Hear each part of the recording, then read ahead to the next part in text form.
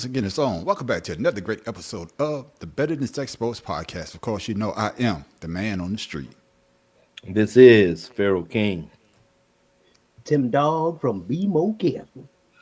Shout out to Orlando. Pray for the people in Jamaica. One love. Yes.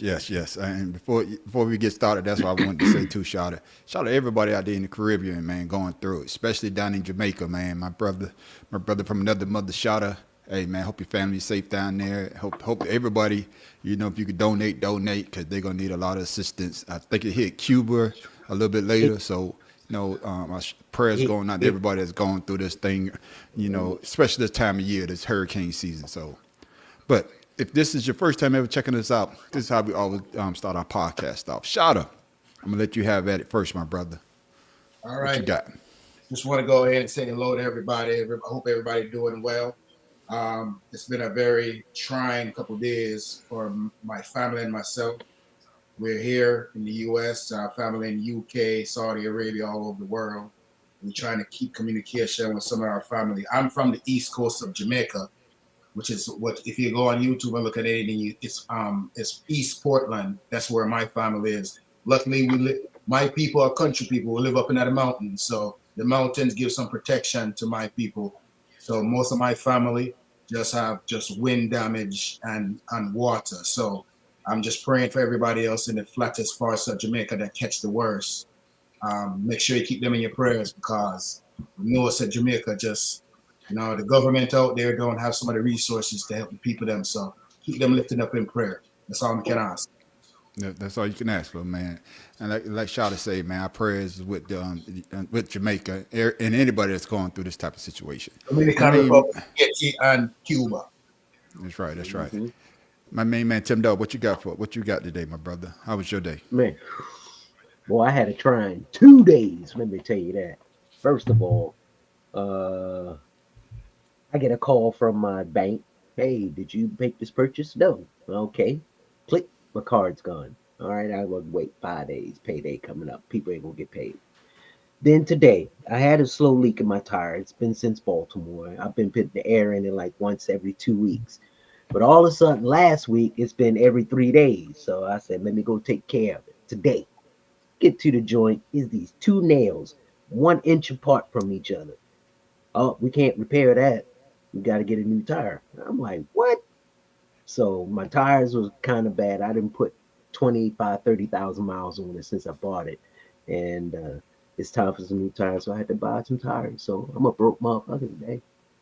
Yeah, shit. Well, who you telling, man? I'm working and ain't getting paid. Yeah. So the fuck Right. about? I feel you're paid, my brother. yeah. Right. I feel you're Oh, paid. I'm sorry. Yeah, but they 20-inch low pros. They 20-inch lows. So you already know how much they cost. I got you, man. I understand that, man. My main man, Pharaoh K, man. How was your day, my brother?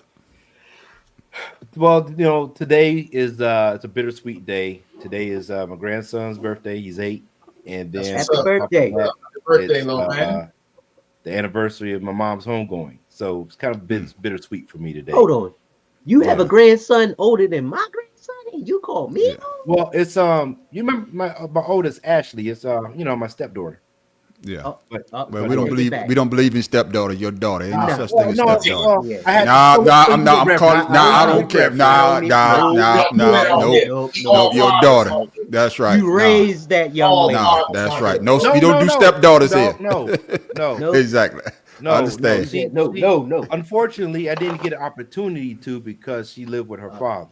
I got you. Okay. So with that being said, I don't denounce her any other way. I'm just giving him reference to who she is. I got Thank you. you.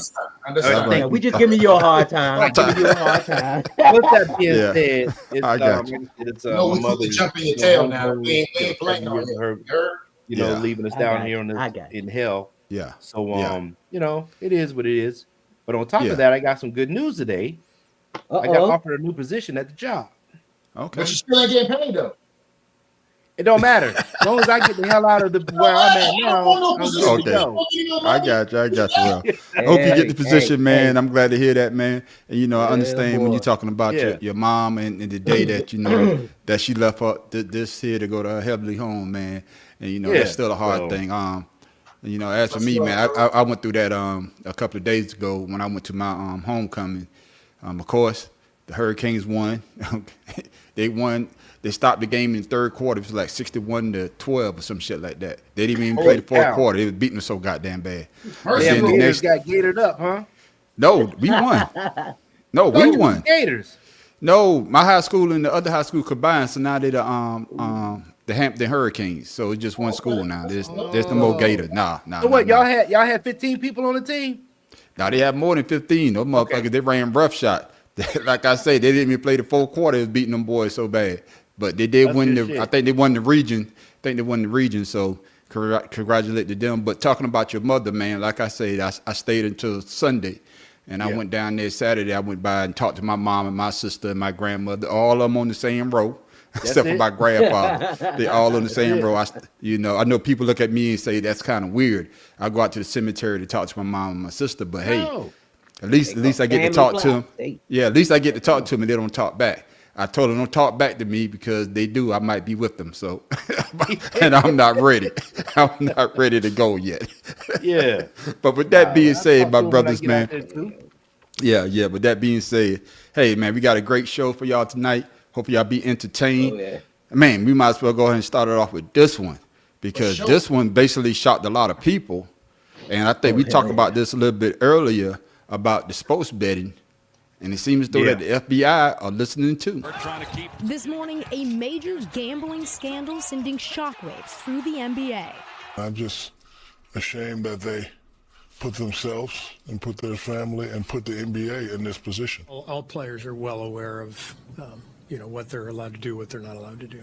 Head coach for the Portland Trailblazers, Chauncey Billups, released on bond late Thursday.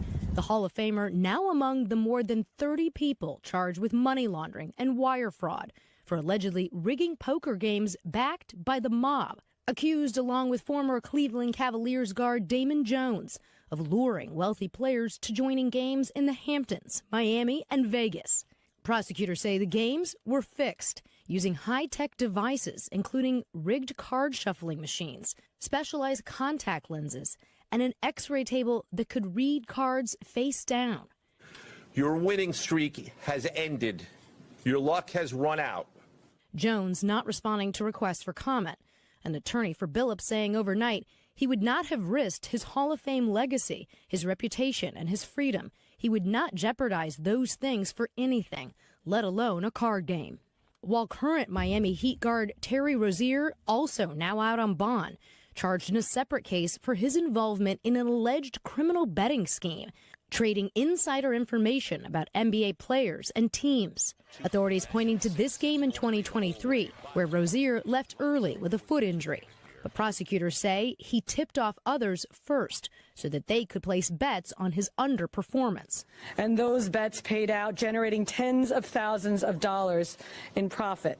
Rozier's attorney says he believes the feds had cleared his client. They took his phone, downloaded everything. They said there's nothing to see here. We're going to fight it. Billups and Rozier now placed on immediate leave as the league reviews the indictments. As NBA insiders say, league officials are wondering just how far this goes. Yeah, I know a lot of people is wondering how far this goes. We already got a comment. What you got to say, Joe? Who are the other 27 people? These black faces are the only ones the media has shown. That is true, and we're gonna get to that as well, Joe. I'm glad you brought that up. Shot, I'm gonna give you the first shot at this, man. And it's a twofold question. You know, the first question is this: how strong do you think the government cases are against Billups and Rozier and the rest? And just like Joe said, you know, how come we haven't seen no pictures of the people from the mob that's supposed to be back in these illegal games? So your thoughts? Well, first of all, you have to understand something.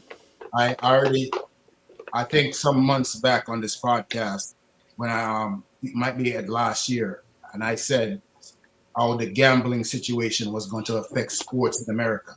And I told y'all I was against all that joint about daggone gambling or sports. It was going to create a whole different kind of situation for everybody in the sports. So that was my take on the whole gambling situation. But like your brother said, they only want to put certain people out there as the face of the crimes that they want to say that's out there. You know what I mean? So my thing is, why not go ahead and get everything together and put everybody's name out there that was involved? Why are you putting just these few players out there? Just the same. It's the same thing that happened with Michael Vick back in the day with the dog thing. You Yeah. know, you're doing more than people, more NFL players and people, executives and GMs had their hands in it, but they only pick on certain players. That's why I'm telling you, when this stuff like this come out, it's always another side to the coin. You know what I'm saying? They're telling you one thing, saying that, oh yeah, these players did this, but they're investigating and they're attached to the mob and this. That. Okay, who are these cats in the mob?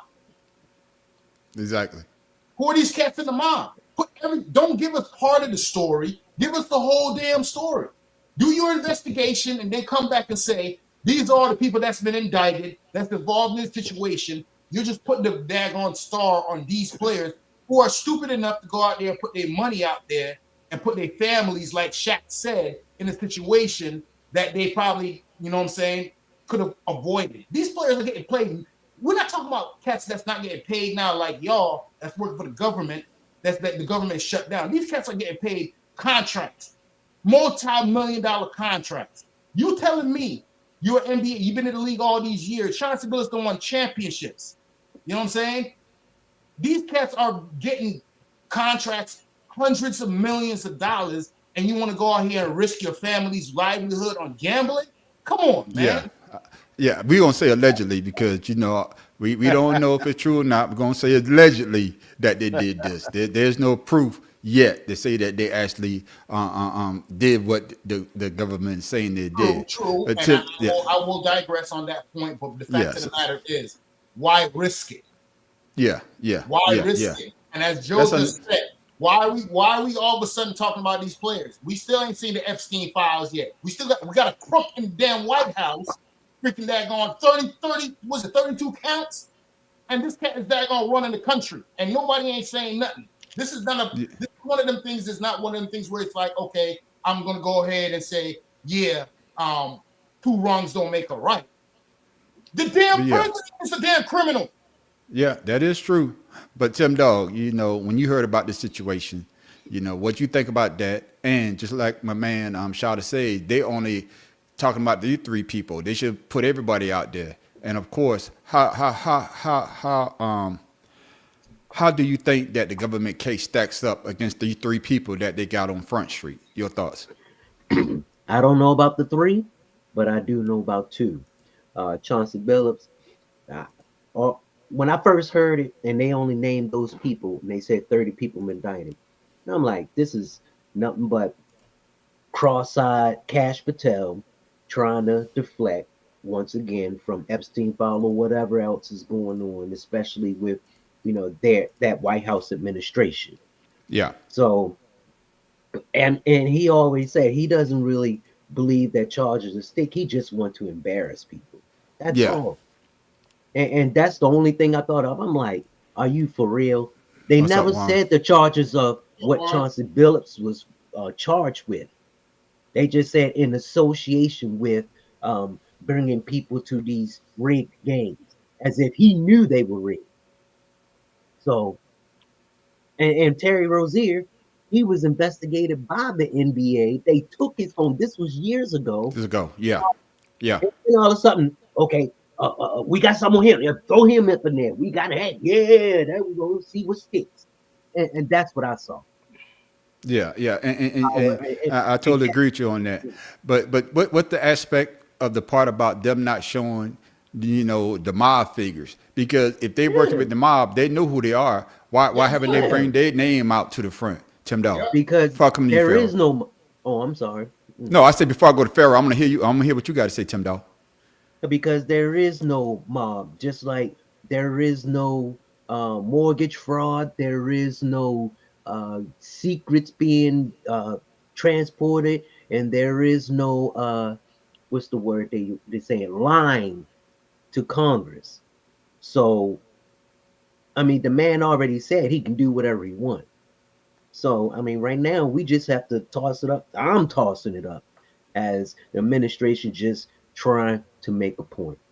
And Okay, why just okay. these 3 names? No other suspects' names have been put out. Nothing. Just them I 3. got you. I got you. I got you. And Pharaoh, your thoughts about this and how the strength of their case, how do you think it stacks up? And also, just like Joe said, there's more. They say they got 27, they got 30 people, but we only know 20, we only know 3. So the other 27, I guess they don't matter. But as long as we get these big fishes, that's all we here to see. So what are your thoughts on this situation, this gambling situation? I would say I'm disappointed that these NBA players got caught up with the mob in the first place. I thought, Allegedly. with that Alleged. being said, that Allegedly. you're professionals, you already know how the game is played. You know how the game is rigged. You've seen it from that. What was that NFL referee back in the day that got? No, that, Oh yeah. no, that That was a was referee. no, that was basketball referee. That's what I'm Yeah. saying. That the background referee, they got caught up. Yeah. No, Yeah, you gambling gotta say for the NFL. You said Yeah, yeah. NFL. Did I say that's what I'm NFL? saying. My bad. Yeah, Yeah. that's what I'm saying. Yeah. But there was also NFL guy too. But anyway, so that basketball guy, the referee. With that being said, you've seen this before. Even Michael Jordan, I think, at one time got with him betting Father was caught or up in that. gambling, that caused his father to allegedly to get whatever, killed. So they know what the outcome is when it comes to dealing with these types of people. Now, with that being said, as Joe says, where are they gave the name of the mob, but they didn't say who the players are in the mob. And with that being said, what are we talking about? These other players that the 27, the 3 faces that they brought out. I think once again it's a smokescreen for what's going on in America, in the United States. Yeah. I do believe this is another Diddy case. I got you. Something to make black folks or black people, black athletes look bad, and making choices with people that is running the country right now. Correct. Yeah. Absolutely. Right. Yeah. So There you go. So you can't have your cake and eat it too, black people. Look, just understand what's happening out here. They don't want us to enjoy the fruits of our labor as well as what they're doing. They're living off of our demise. We got to be This is the same smarter country. when we move. This is the same country that outlawed gambling back. If you want to look at the history of this country, just read your Absolutely. history.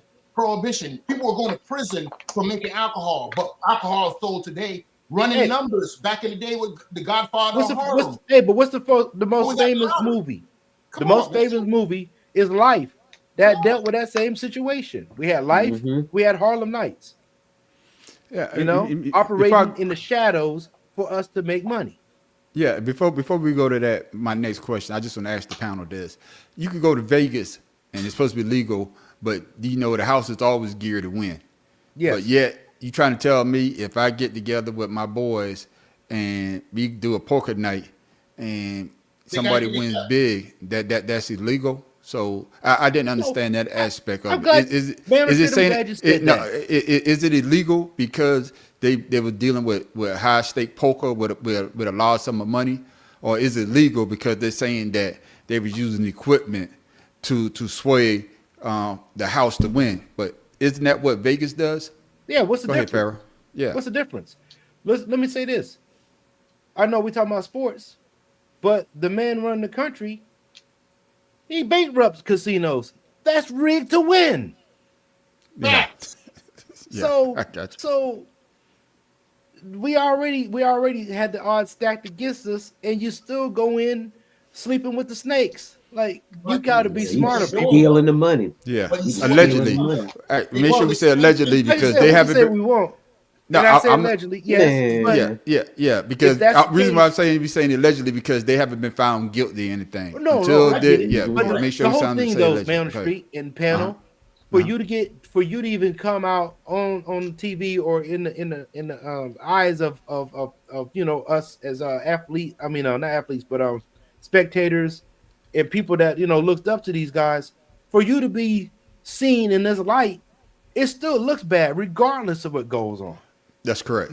That's correct. It does look bad Because you look Chauncey Billups. Chauncey Billups was one of the players that we really liked coming up. Yes. He did everything right. He played the game good. He's a champion. It's and he calls a good game when he's on it. So to see this brother in this light, you're like, how the hell did you get there? But you Yeah. got to understand, this is what America does. When black people do something wrong, they put the narrative out there that we're super predators. This is what we are. But you know what I'm saying? When they do that, when our white counterparts and brothers and sisters do that, then it's like, oh, it's an excuse. He was having mental health issues. He was going through a divorce. He was doing this. But when it's something this nefarious, now all of America just see this gambling thing and they see these 3 black guys. So what do you think all of America is thinking? Yeah. Listen, and you know, not like I said, I don't want to make it to where this is a cultural issue or a black or white or whatever the case is. But let's look at it for what it is. It's a black eye, it's a black stain on the black community when we get caught up in situations like this that we have no business in. How many black serial killers do you know? That how many people? How many black people shoot up schools? But hey, like I say, don't get on the black serial. Don't get on the black serial killer thing. Tim Dog already told us about that a couple of episodes ago, so we're not going there again. You wasn't on that episode. But Tim Dog, I want to come to you, man. Do you believe that there will be more players that will be involved in this case?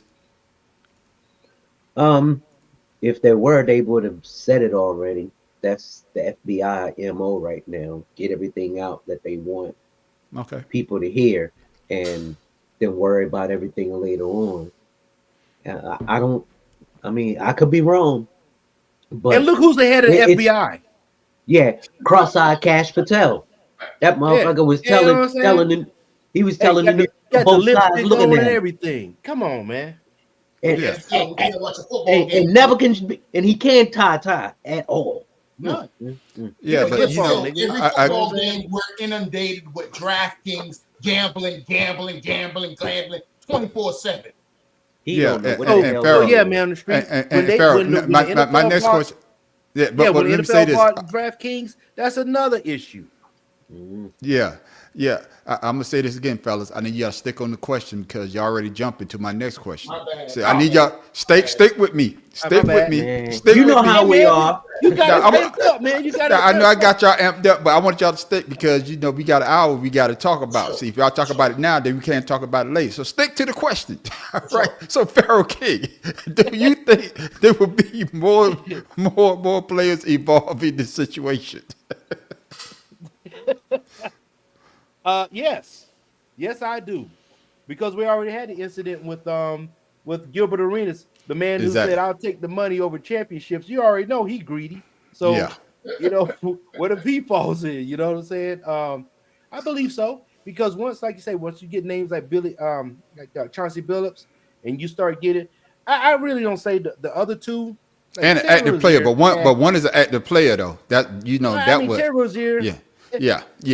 Well, actually, I don't know if he really threw the game or not because his ass really can't play. So, I mean, that might have been a legitimate injury. You know what I'm saying? I mean, the NBA investigated. Nobody's going to play like Terry Rozier, you know? Nobody's going to complain about that. But we have seen. And it happened. And they charging him for something that happened, what was that, 2 years ago? Come on now. Yeah. Well, go ahead, Farrah. Finish your thoughts. Yeah. What's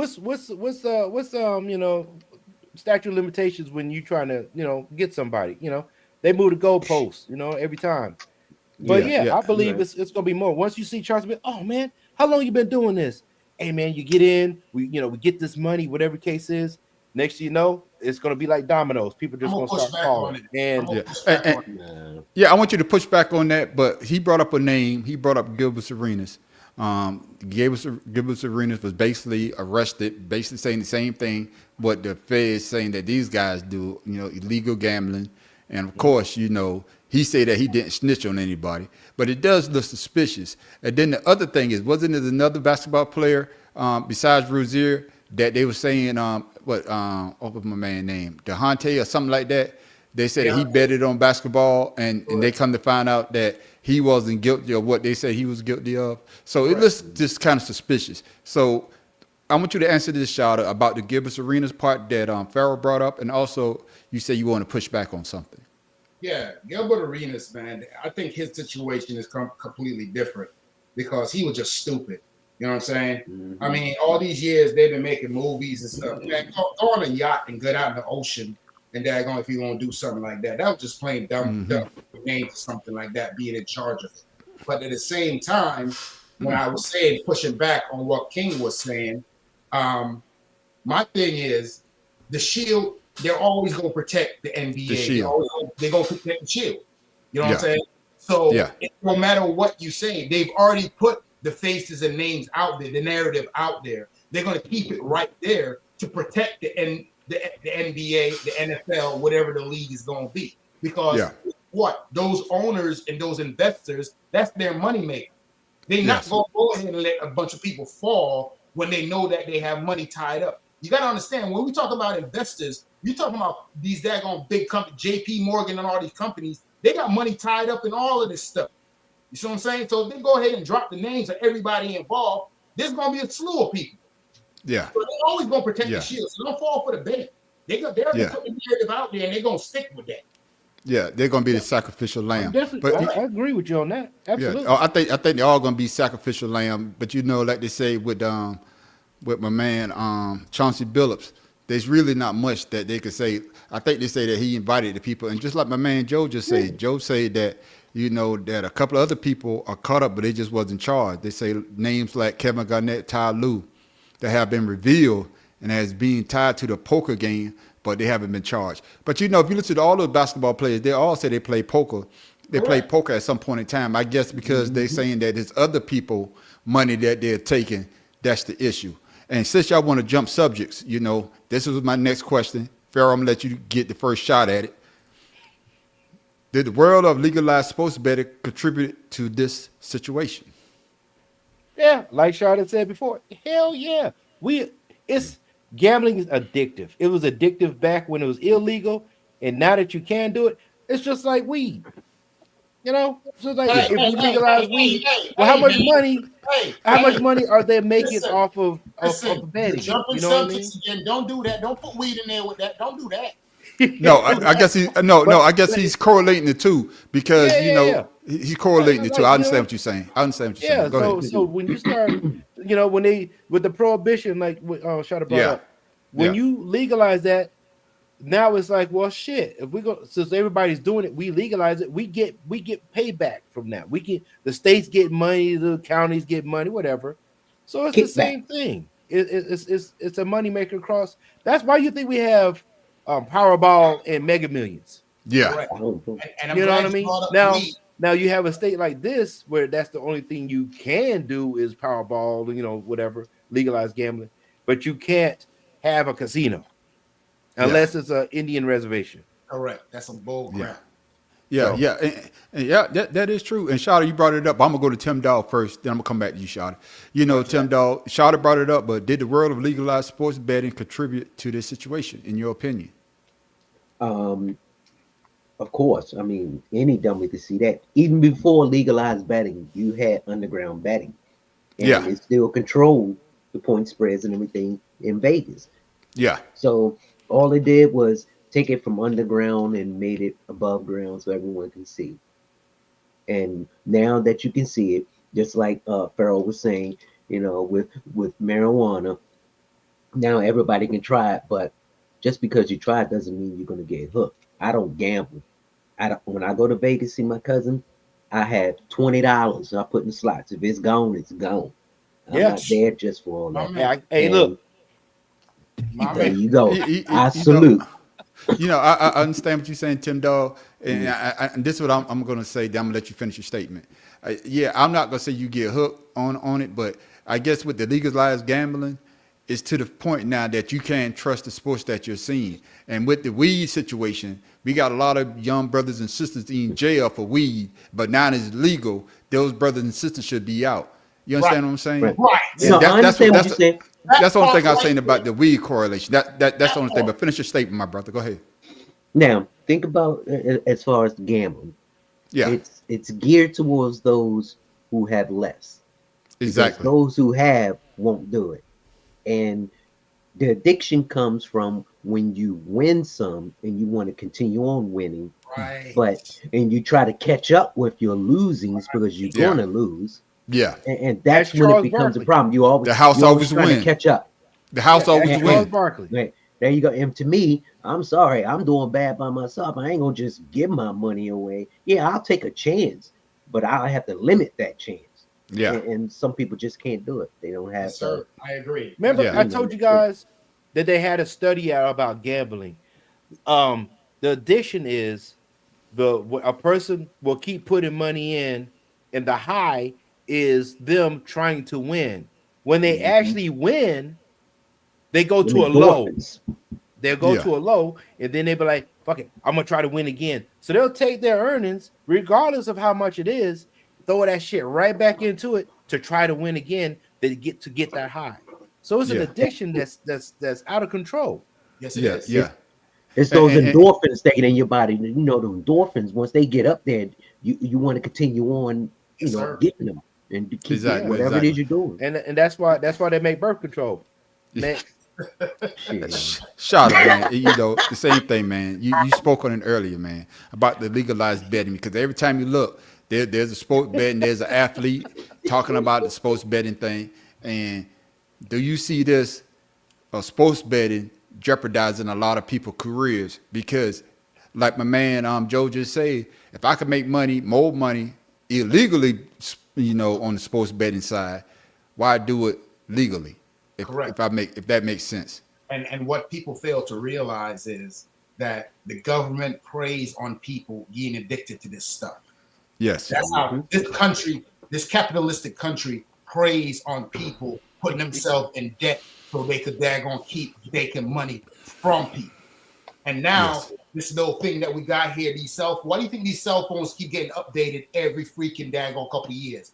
People can go right into their phone and freaking daggone type in and gamble. Now my thing is, you're getting paid. We already in a daggone terrible situation in this country financially. What's our debt now? Like in the trillions? yeah. Yeah. You know what I'm saying? So the country itself is in debt. Now you got all the majority of the country in debt. You're cutting. You're not paying people, and now you're daggone putting something out there to give people hope. Okay, I could win. I could win. This is the same thing that happened to me, and Tim Dog said it earlier when I was in Korea. Korea taught me a valuable lesson. You know what I'm saying? Because that was the first time I ever gambled when I went to Korea. And my thing is, when I went to the casino in Korea, I said, you know what? If I come in here, I'm spending $40. If I lose that $40, I'm done. You know what I'm That's a saying? lot of money. If I make money, if I make whatever I make in gambling, and I say I double my money, then guess what? I'm gonna take that same $40 and see if I can get some more. And if I lose that $40, I walk away with money in my pocket anyway. But there are people that can't do that. They have this daggone addiction, like an E7 that was over there. She was on her way to being a master sergeant, was going into Dragon right on post, using the government credit card to gamble. You know what I'm saying? So people have this daggone thing, and that's why I say different. Because right here in Florida, medical marijuana is legal, but you got to go ahead and go get paid the government to get a card, and then you got to re-up that card every 6 months, and then every year you got to update the shit, and then you got to go out there and pay for the daggone weed, and you can only get a certain amount a month. So the government has been doing this for years. They've been tricking people into doing stuff like this for years. It's nothing new. This is what this country does. Yeah, and like I say, with the sports betting aspect of it, because we all got a favorite team here, and if we all think we can make money off of a certain player, we're going to do that. And of course, you know, once these leagues got in bed with these casinos, I think that's when people start thinking that certain sports are scripted. You know, we already got some players say that it's scripted. Now with this situation, we really think that it's going to be scripted. Yes, sir. I'm glad y'all made a great point before we move on to our next topic. You know, I could, with me, I don't spend money like that, but I don't gamble like that. But I could tell y'all a story when me and Kim went on our 30th anniversary. I want to say we went on our 30th anniversary. We went to Las Vegas to celebrate, and we was there having a good time. And of course, you know, she took $20 and she won $1,500. Just like y'all say, I'm thinking, man, we up. Let's take this money and go. Roll out. No. It kept calling her every time because I had the money. Give me $100 more. Let me see if I can win some more. See, see, see. Hey, You take your I'ma money tell you now, and you goddamn it leave. Hey, $100 more would have been in the car. We running out of leaving. $100 would have been somewhere Joe, special. Joe, I'm gonna tell you this, Joe. I'm gonna deal with the government on the legalized gambling because I damn sure don't want to get no bookies running after my ass trying to get my money. Yeah, especially me because I can't run no more. So but you know what they made it worse by having live betting. Who's going to score next and all that. So that just makes the person who's more addictive even more. So they like, oh, I can do that. I can make up for this right here, and where does it end? Exactly. This is just a quick topic here, fellas. You know, I know we're talking about basketball right now, but I'm gonna give you first shot at this, Tim Dog. Do you see more sports being caught up in the situation? Yeah. Yeah. What about you? What about you, Shada? What about you, Shada? Is a pig coochie pole? I'm just saying. I don't know. Pharaoh, what it is, man? What you got? What's the question? Because I'm still stuck with it. Do you see other sports professionals? Do you see other professional sports being caught up in the situation? Excuse my grammar right there. With the other slash sports? Yeah, like NFL, hockey, baseball. Hockey, no, it's not enough of us. No. Well, not just us, just anybody. Anybody. No, anybody. It's not enough of us. The games is getting caught up. We're in it.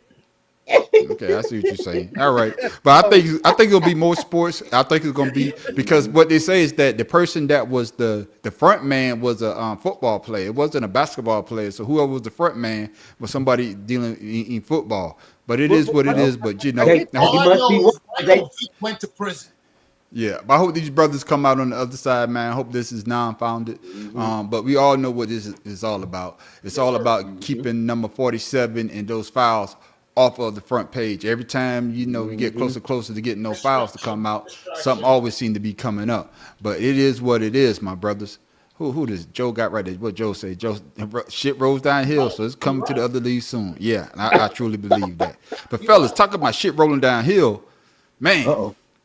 You lose that game, and you let them score 35 points in the first half. You know you're going to get fired. Breaking news from college football. LSU firing head coach Brian Kelly after 4 seasons, our insider Matt Zenitz confirms. The decision comes after the Tigers got crushed at home by Texas A&M on Saturday. The loss dropped LSU out of the top 25, and that was the final straw for LSU, which entered the season with national championship expectations, but is on track to miss the playoffs in each of Kelly's 4 years in Baton Rouge. Kelly finishes with a 34-14 record at LSU and is owed a massive buyout of $54 million. Yeah, we talked about the other coach, Franklin, last week. Now the hammer now dropped on Brian Kelly. Shotta. Why wasn't he a good fit? I messed up the question. Why wasn't he a good fit for LSU? Where name me a school where he was a good fit. Well, Notre Dame. I think he made the playoff at Notre Dame. No, Central Michigan, Chippewas. Listen, bro. Brian Kelly has been Brian Kellyan since he's been Brian Kellyan, and he ain't gonna daggone change. You understand? I got you. The man ain't brought nothing to daggone LSU. Did they even make a daggone college No. Been there? No.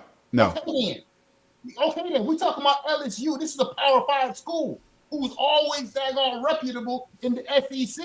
You know daggone what? It's the same thing that's going on with Florida State with North Turner. Bro, listen. Yeah.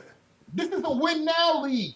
Cats ain't trying to see you going on no 4 or 5 game losing streaks and think that, we gonna go ahead and weather the storm. No, these guys want you to win right now.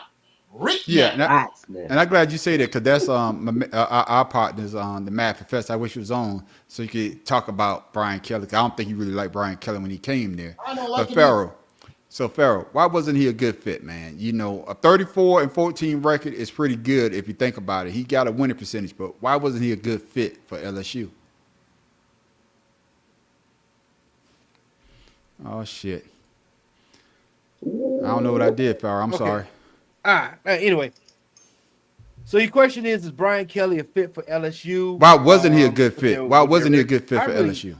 I really don't know what the issue is with them firing him, but I would say that now football is a business, even in college now, as opposed to that before where you had your what was it, Les Miles? Was it Les Miles that was there for a while? Yeah, Les Miles. He's not a Les Miles. He's not. I don't think Brian. Because Kelly's Les Miles gonna did win win them. but he did win them a champ. Les Miles won the championship with him though. Yeah, I said I don't think Yeah, Brian yeah. Kelly's going to do what Les Miles has done. So, and like you said, your boy Kelly, his brother screwed up. Was it Brian Kelly? Forget you. Nah, I don't Don. know. No, Yeah, no, Brian, his no, brother. no. Yeah, Brian Kelly. yeah. Yeah, the coach for he coached your team, Who? Brian Kelly. the Eagles. Talking about Chip Yeah, Kelly? Brian Kelly. Chip Kelly, isn't that that's it? Isn't that they brothers? I don't think they brothers, but don't bring up that mother. He should not be named. I thought the motherfuckers were brothers, man. Anyway, He's my Voldemort.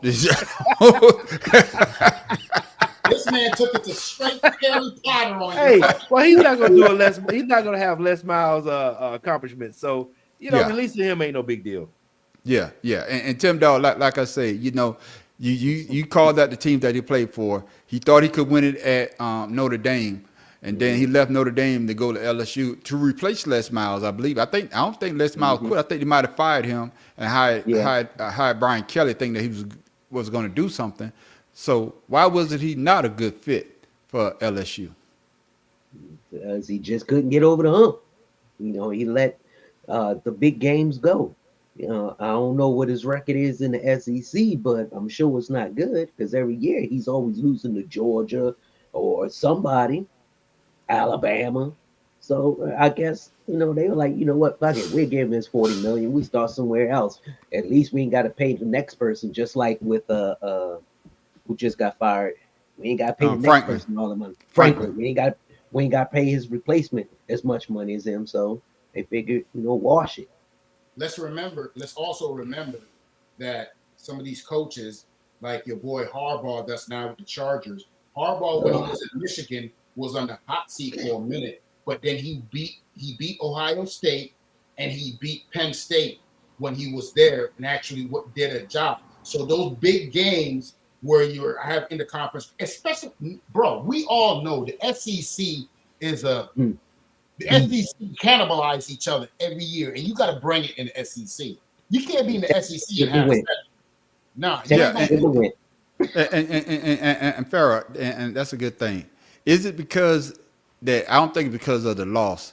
Yeah, it was a bad loss, but just like Shawty said, you got to win certain games in your conference. I don't give a damn if you don't win no games. Miami got to beat Florida State and Florida. That's Yeah, in-house. Yeah. You know what I'm saying? That's in-house. That's proud. That's prideful. But because he didn't win the big games, do you think that weighed in a lot of him getting fired?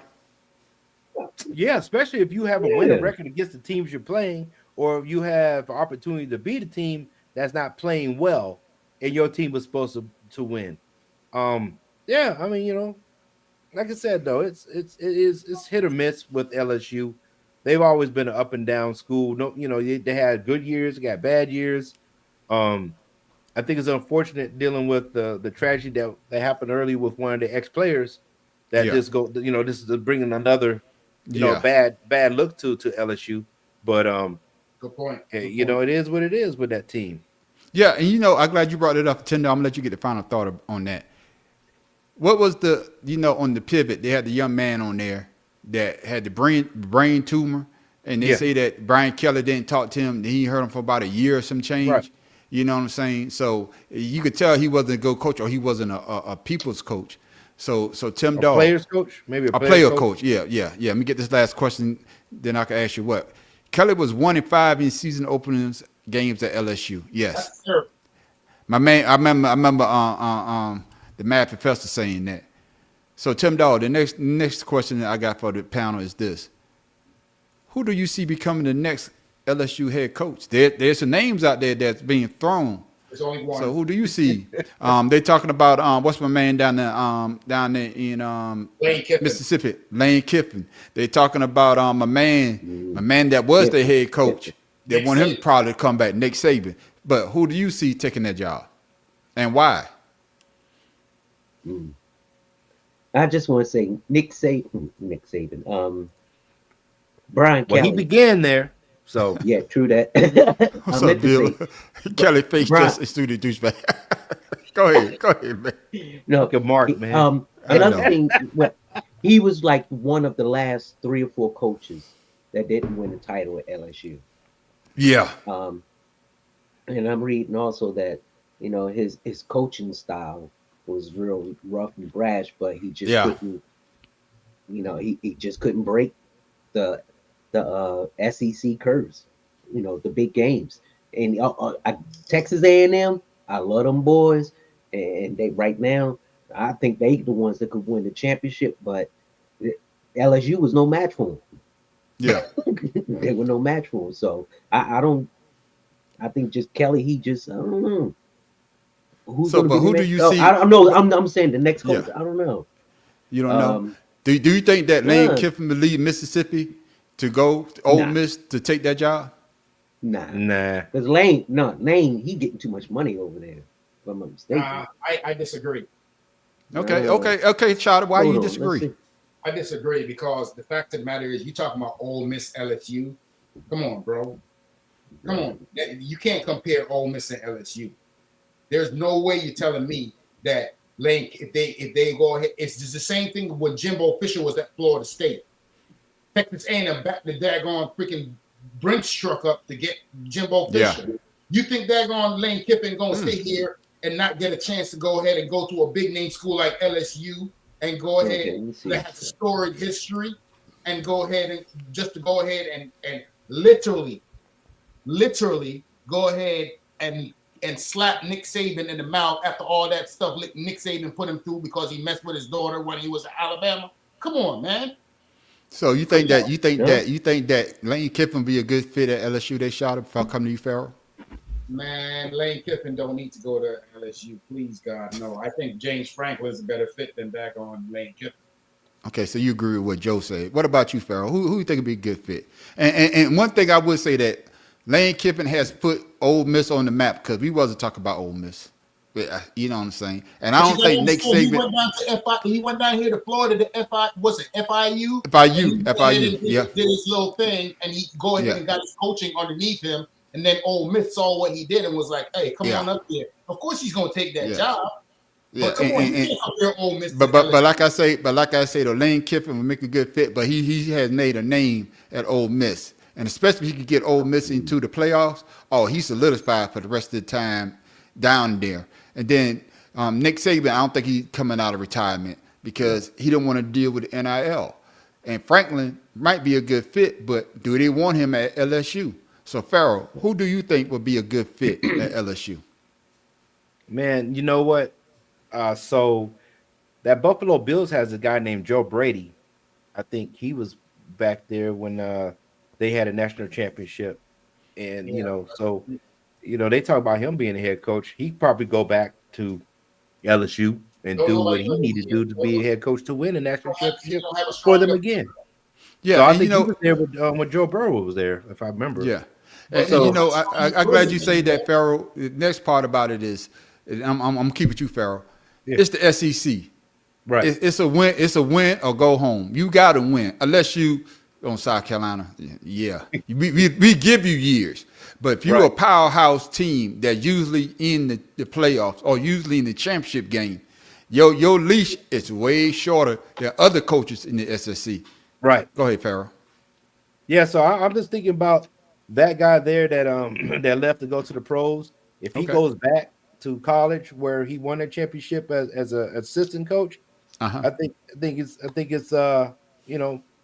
think it's a great opportunity. And if I'm not mistaken, I think one of the names on the list was also the head coach for Georgia Tech. He got Georgia Tech in the top 10 now. Okay. All right. You know, and they're 8-0. They're 8-0 in the season.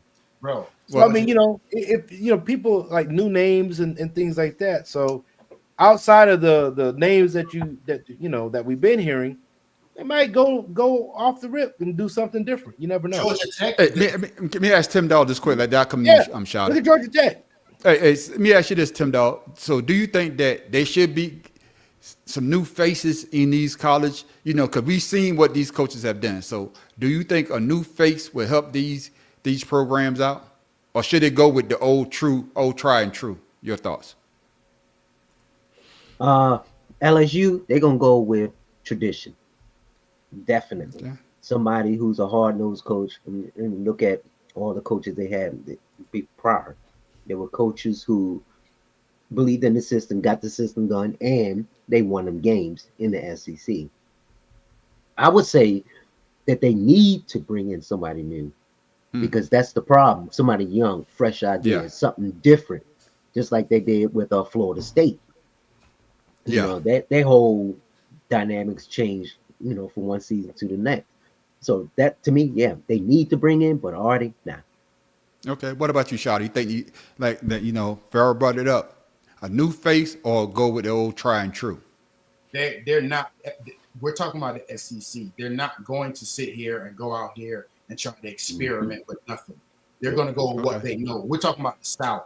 This is the same people, the Southern Conference. These are the same folks that lost the daggone Civil War and still think they won. No, they're going to stick to what they know. They're going to eat some grits. They're going to eat that. They're going to eat their grits and they're going to eat their shrimp and they're going to stick to what they know. They ain't changing nothing.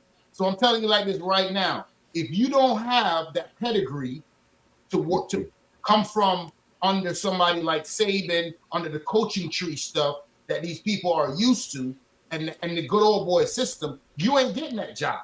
Period. Well, I agree with y'all, man. I think they're gonna go with old try and true. But Farrell, I'm with you. Get some fresh faces in there, especially if you got some roots with LSU, like that guy that you talking about, Brady. I think that you said his name was. Yeah. Hey, give Brady. him a shot at, man. You never know, Well, I mean, man. he was there. That's what I'm saying. No, that's what I'm saying. No, what I'm saying is he's one of those players. Just like with Alabama. If they fired my boy from Clemson, he played for Alabama. He's one of those players that want to go back and be a head coach of Alabama. I won't be surprised if they try to get old boy from Clemson to go down there. But Farrell, I'm with you 100%. I want to see some of these new coaches, and Tim Dahl say fresh and new plays or whatnot, because LSU is one of those teams that used to be in the championship or even in the playoffs, but now there's one of those teams that you circle on your schedule. Even in South Carolina, I circle them. That might be a W. But of course, we lost to them bitches. Well, I mean, they were co-champions one year. You remember that? But you got to think about this. You got to think about this also. What is LSU's pedigree? Who are they putting in the NFL? Jamar Chase, Jefferson, Joe Burrow. They got they always putting daggone top-notch players in the NFL. They're not about to jeopardize that. Yeah, exactly. And so being, you bring back the guy that got Chase and Burrow and all those guys in, that's now in Buffalo, and they're winning in Buffalo. You bring his ass back. Stop that Sean McVay crap. I said Joe Brady. What I'm saying, that's the same thing the NFL did. We're trying to bring in all these young daggone coaches that win, that go out and they're gonna do something. And then the sophomores and junior year, they get fired and become offensive coordinators. But like I say though, we don't know who they're gonna hire, but when they do hire, we're gonna have that discussion, whether they went with somebody new or they went with old try and true. And speaking of old, try and true. Speaking of old, the Jets finally won one, but before they won the game, they goddamn owner had this to say about my man Justin Fields. Well, it looks like he's turning around parts of it. It's hard when you have a quarterback with, with a rating that he got. He has the ability, but something just is not jiving. But if you look at any head coach with a quarterback like that, you're going to see similar results, if you will, across the league. You have to play consistently, at that position, and that's what we're going to try to do for the remainder of the season. So what gives you hope then? I just think defense, special teams are doing better. The defense is pretty good. If we can just complete a pass, it would look good.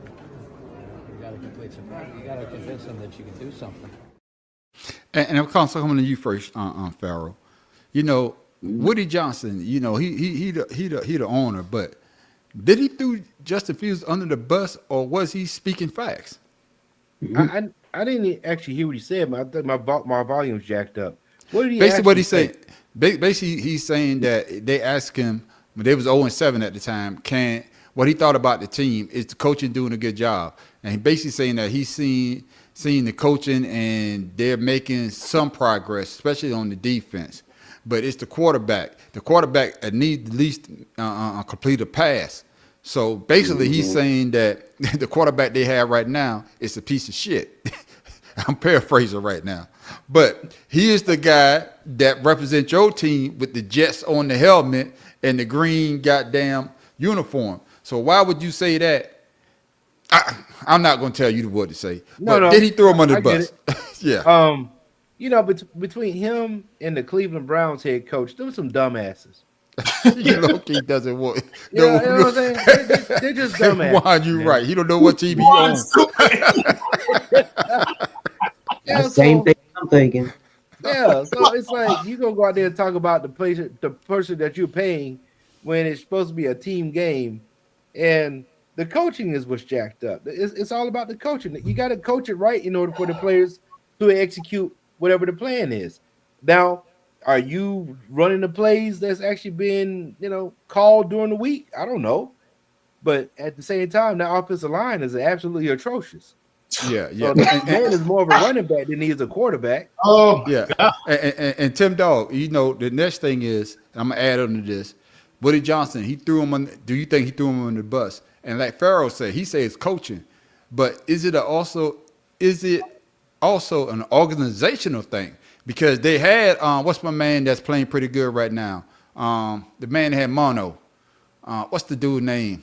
They drafted number 2. What's the redhead name, man? I think he plays Sam for Darnold. Sam Darnold. Sam Darnold. They also had what's my man played for the Raiders right now, but he played with Seattle last year. The brother, Gino. So everybody that also had played Mark Sanchez. Exactly. I guess what I'm saying is everybody that the organization drafted and they faded away. Now all of a sudden they're getting way better because they're on another team. So is it an organizational thing? Or is it an organizational thing that they should be looking into, or is it a team thing? I mean, guys out there on the field. Your question. Go ahead. Bad juju, but yeah. Bad juju. Joseph, I agree. 100%. Also, and last thing, they had Aaron Rodgers. Aaron Rodgers went to the Steelers. Now he's playing pretty good football. Somebody was going to bring that up. So, your thoughts, Tim Dawg? They threw him on the bus, or is this an organizational thing? Personally, I think the man doesn't know what the hell going on because it took him a long time to answer the question. Yeah, he said the quarterback. He probably didn't even know the quarterback's name. So I'm just saying. Look, he answered the question. He was looking around like he was looking for the answer. Like, is he here? That's what I got out of it. An old man answering a statement like an old man who don't know. But let me ask you this then, because somebody brought it up. But the team's problem is coaching. Okay. That's what I'm saying. Okay. And like Pharaoh said, the offensive line, and you see Justin Field, he's always running. I disagree. Always. Yeah. I'm gonna let you get it in, shot. I'm gonna let you get. But Tim, this is what I'm asking though. As an owner, Tim Dawg, you let's say you own a car lot. You own a car lot, and I work for you. And if I work for you, you're not gonna say I'm the worst salesman. You're gonna talk about somebody else. I work for you. Are you gonna get up there and talk bad about the person that hopefully can bring you some customers to sell some cars? Or are you going to try to lift that person up? That's the part I don't understand what Woody Johnson was doing. Tim Dawg, before I come to you, I'm Shada. To me, he just knows that the team is losing. Okay. And he wants the thing to turn around. And okay. The man is old. Okay. That's all I'm going to say. He probably don't even know the quarterback's name, like I said earlier. So he getting put on the spot, answer questions. He probably don't talk about it a lot, but when he does, what old people do. They tell the truth. So, okay. Well, you saying basically what you're saying, he's speaking facts. That's basically what you're saying. He's speaking facts about what he knows, not about really going on, because he don't know what's going on. You know what Okay. I'm saying? So that the team is losing, and the quarterback is always the one that makes the team lose. So that's Yeah, and I think the Jets ought to. I'm Pharaoh King. I would have got this right. The Jets haven't made the playoff. I think they got the longest droughts out of the whole NFL. They like got the Rex longest Ryan drought. was, I think, the yeah, last yeah, time. yeah, last time. But Yeah. Shada, you say you want to push back on something? What you got? Yes, it's not coaching. The fact of the matter is, why did you go out and get Aaron Glenn? That's my first question to the daggone owner. Why did you go out and get him? To try to turn the franchise Because around. he was with the Lions, and the Lions was daggone record shop, right? Yeah. But Pharaoh made the point. What the hell are you doing? Getting you have one of the best running backs in the league in Brees Hall. I don't care what nobody say. Brees Hall is a monster. Yeah. But he don't have no blocking. Yeah. Your whole entire offensive line is trash. The Jets, even if you go all the way back to when Rex Ryan was their head coach, the Jets have always had a defense that will show up. They've always had a defense that will show up. But the defense gets to the point where it's like, come on, man. We out here killing ourselves, and y'all that's turning the ball over and just daggone throwing it out every daggone week. That's what he said. He said the defense pretty good. And I'm glad you brought that up. And Pharaoh, before we move on, the thing that I saw was they have what's the dude, Salah? He was a good coach, but you got rid of him. You got rid of him. Right.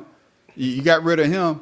That's why I say I look more at the organizational part. Because I know you're trying to turn the organization around, but it's not just going to happen overnight.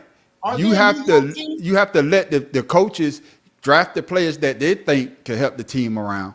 But then I think the ownership don't allow those coaches to keep the players. They get rid of them, and then you look at those other players that you just cut play on other teams. You think, damn, I didn't know he could play like that. Shit. So we're talking about another New York team, right? Yeah.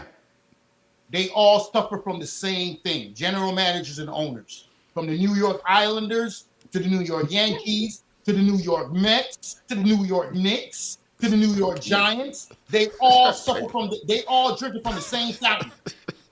Hey man, that's that Niagara water. I heard New York get water from Niagara Falls. You might want to stop drinking that shit. Hey, whatever it is, they need to stop it because they all look like they're doing the same thing and having the same meetings and freaking that. Not the Liberty. Losing. Yeah. Not the Liberty. Exactly. Hey, I would say that it's that the New York Jets need to get their own stadium. That might change them. Yeah. Playing in the same stadium as the Giants that actually won Super Bowls and they haven't done shit. I think that's a distraction from the team. Have you been to East Rutherford, New Jersey? And I think I don't know nothing heard about it. about it. Yeah, I've been there, but I've been there. You But don't wanna go there.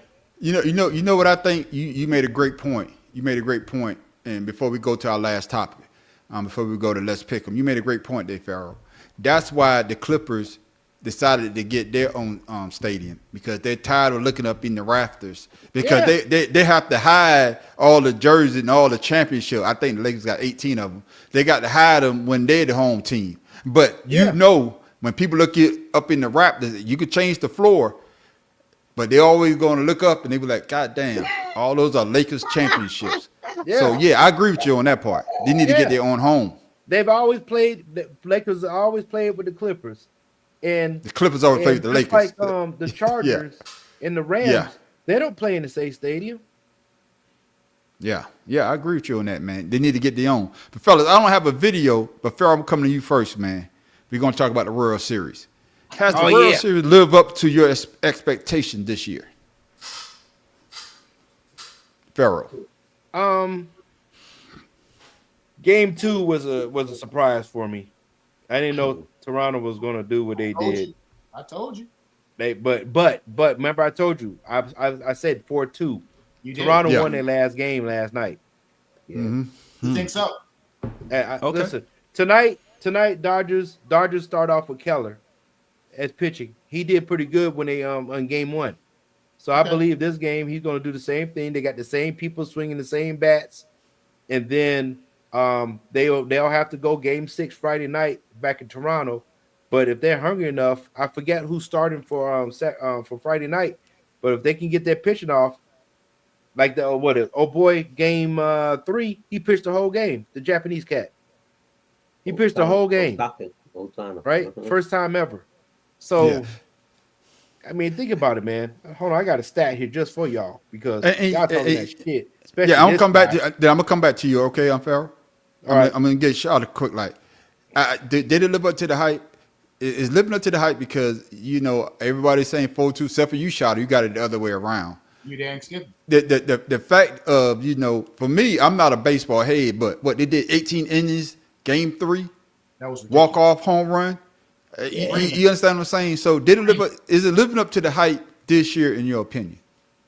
I think the World Series this year is, yes, it is living up to the hype because the World Series before, pretty much everybody could pick who was going to win.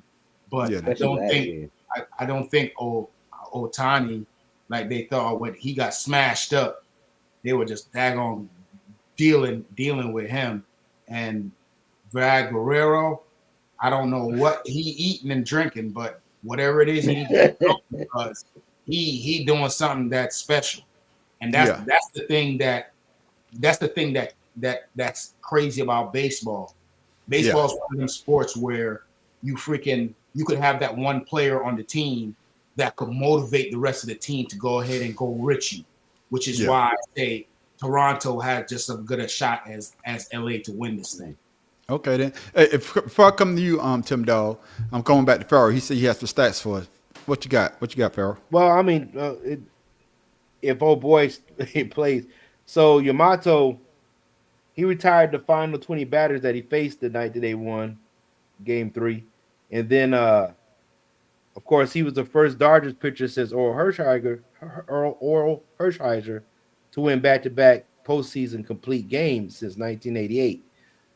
So long as like I told you, the Dodgers had better pitching, as far as I'm concerned. And if they can, long as they can get their bats working, they'll be okay. But game 2 and game 4? Toronto's been on it with the bats. Yeah. Especially that 9-1 inning, that 9-run inning they had in the 6th. Don't sleep on God damn. That was amazing. And just like Joe said, he agreed with you, Charlotte. He said Toronto's going to win. Tim Dog, is this year's World Series living up to the hype? Juan, yeah, that's what I say. Juan, didn't I say Juan? Juan don't know baseball. He's a soccer dude. He just talking shit. Don't do that. Don't do that. Don't let that man. That man is Hispanic. He know he's baseball. Don't do that. Give him that. Hey, Tim Dog, your thoughts, man. Only go to work the little league World Series. That's everybody else, man. Let me get Tim Dog in here, man. Tim Dog, is this year's World Series meeting your expectations? Yeah. I mean, come on now. The second game, not the second, the third game, all extra. Third game, yeah. I mean, 18 innings, yeah. I mean, that's unheard of. Yeah. And then not only in the World Series, in the World Series, yeah. I'm saying in the World Series, that's unheard of. Yeah. That's like 2 games right there.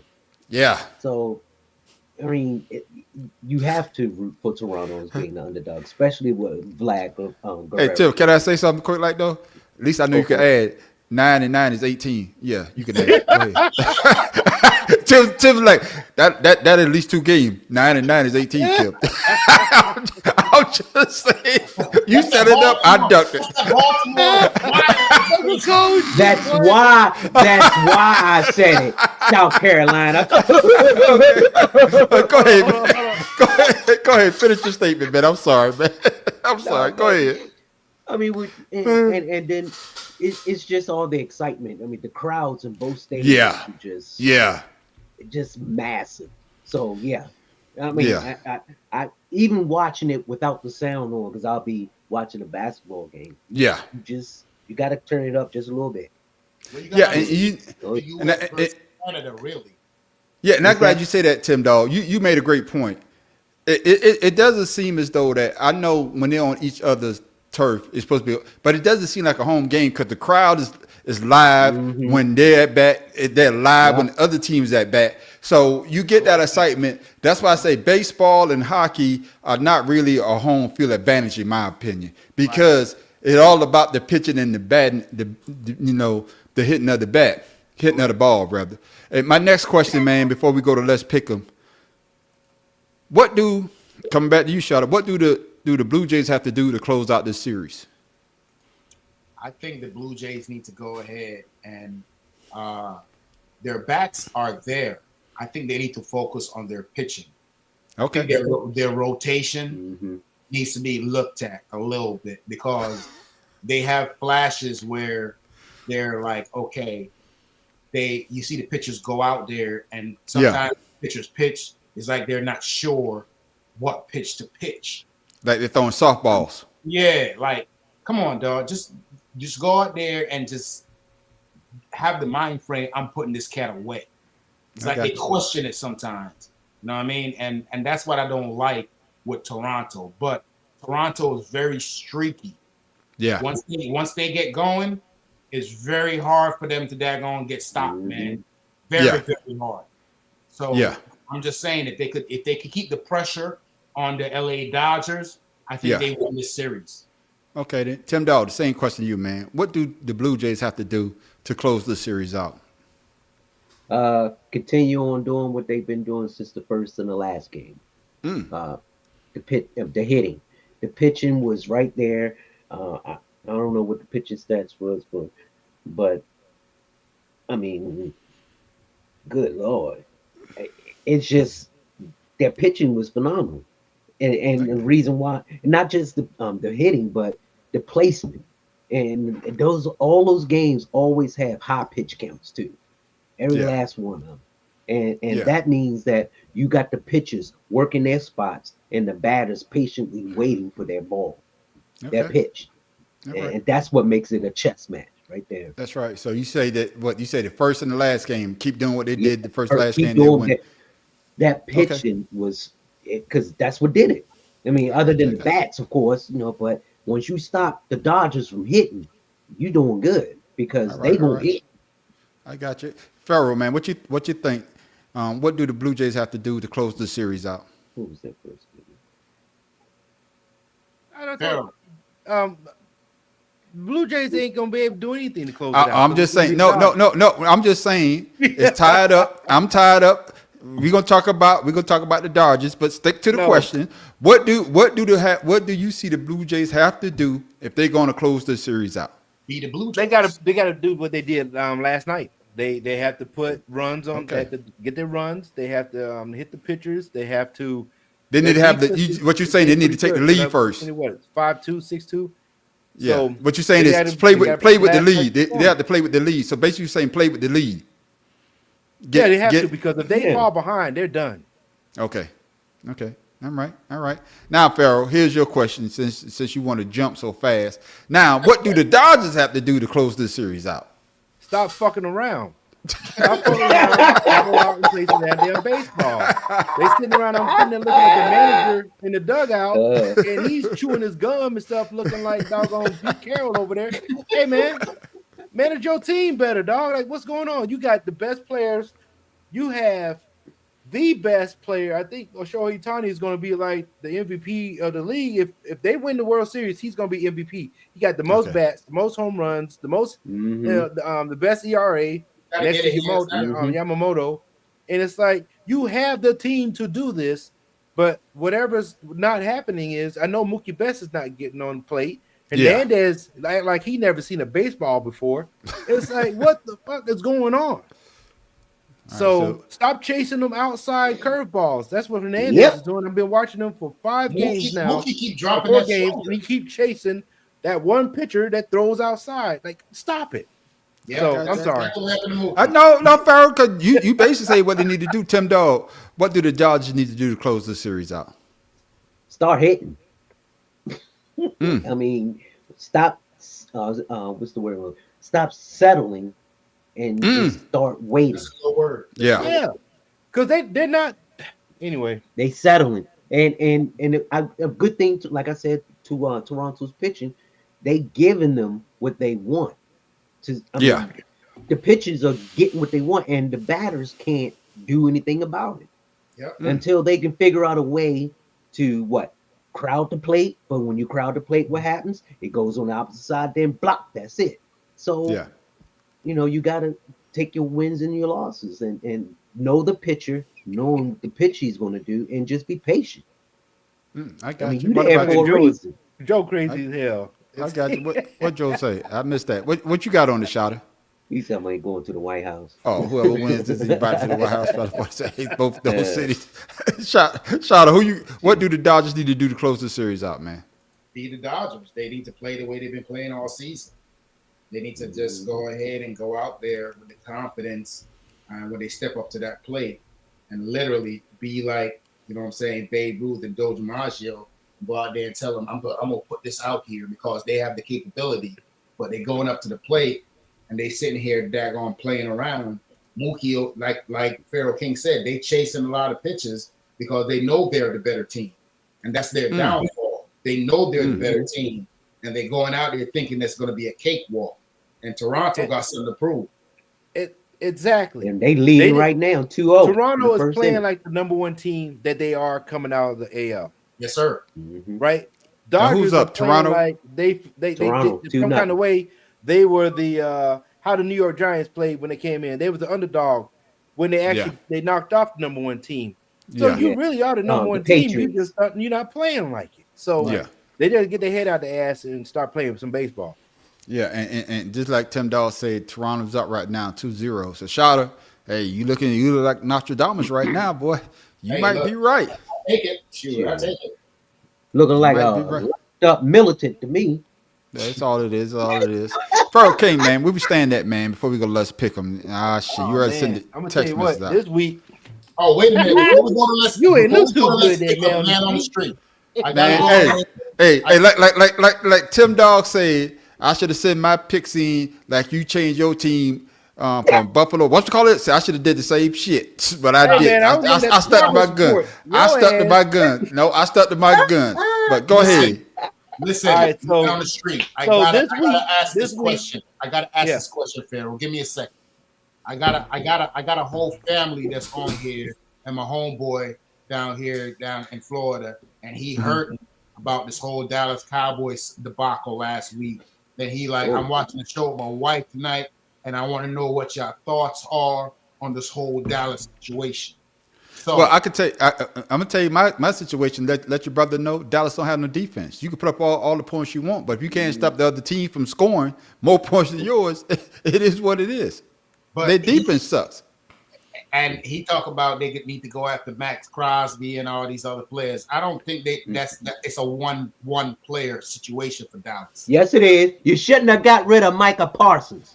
And that's what I was about to say. Even if they get a Max Crosby, I don't think it's going to help him because what is his name? Flojo or Flugie or Fallujah, whatever that goddamn defensive coordinator. Shit, I could call better defense and I play Madden. Pharaoh.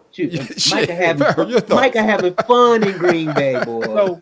So with that being said, you see how Stephon, what's that? Trey Diggs or whatever he is. Trey Diggs. You see how he's getting his ass tossed up.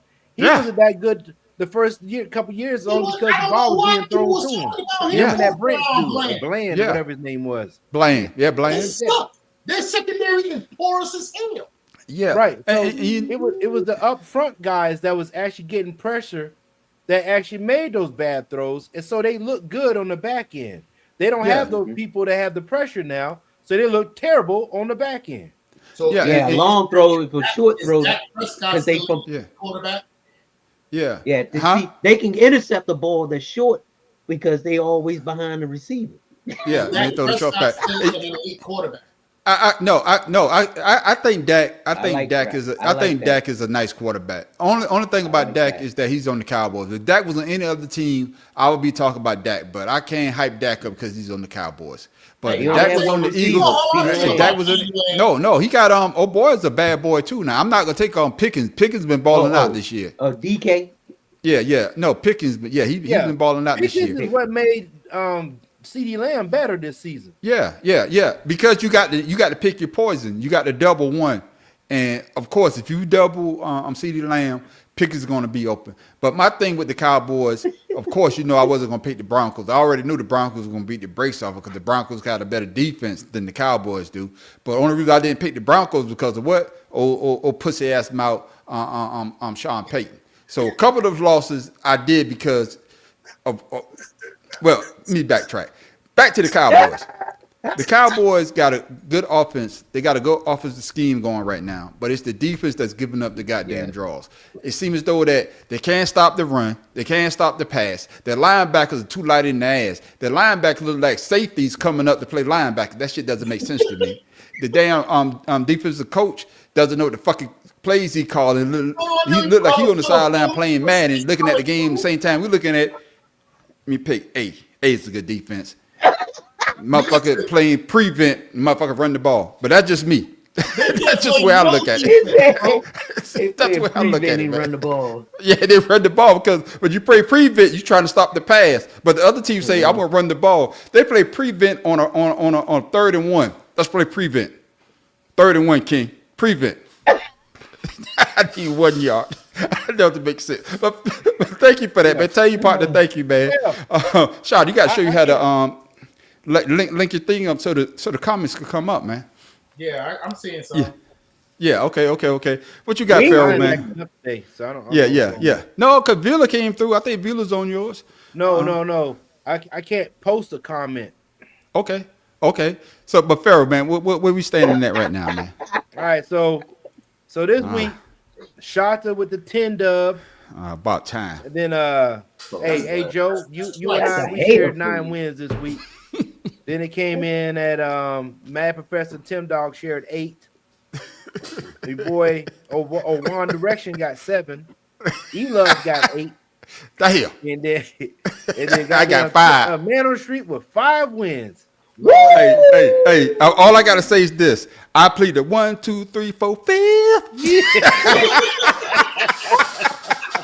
Shoot, your picks will shut down, boy. That's right. What's the standings right now, though, Pharaoh? Right now, your picks won't shut down. Now, Ain't that a bitch? Shada is on top at 73 wins. God damn. Shada. Then it's damn it. Man on the Street. No, I mean Mad Professor was 72. Then me and JJ was 71. And then you and Tim Dog at 69. Tim Dawson. Oh, we tied with Tim. Oh, hell no. I got to get some win today. Oh, shit. I can't be tied with Tim Dog. Tim Dog got to be in last place. But, ladies and gentlemen, it's that time. Oh, I'm going to have some better picks this week. I'm going to have some better picks this week. It's a time, ladies and gentlemen, for what we call Let's Pick 'em.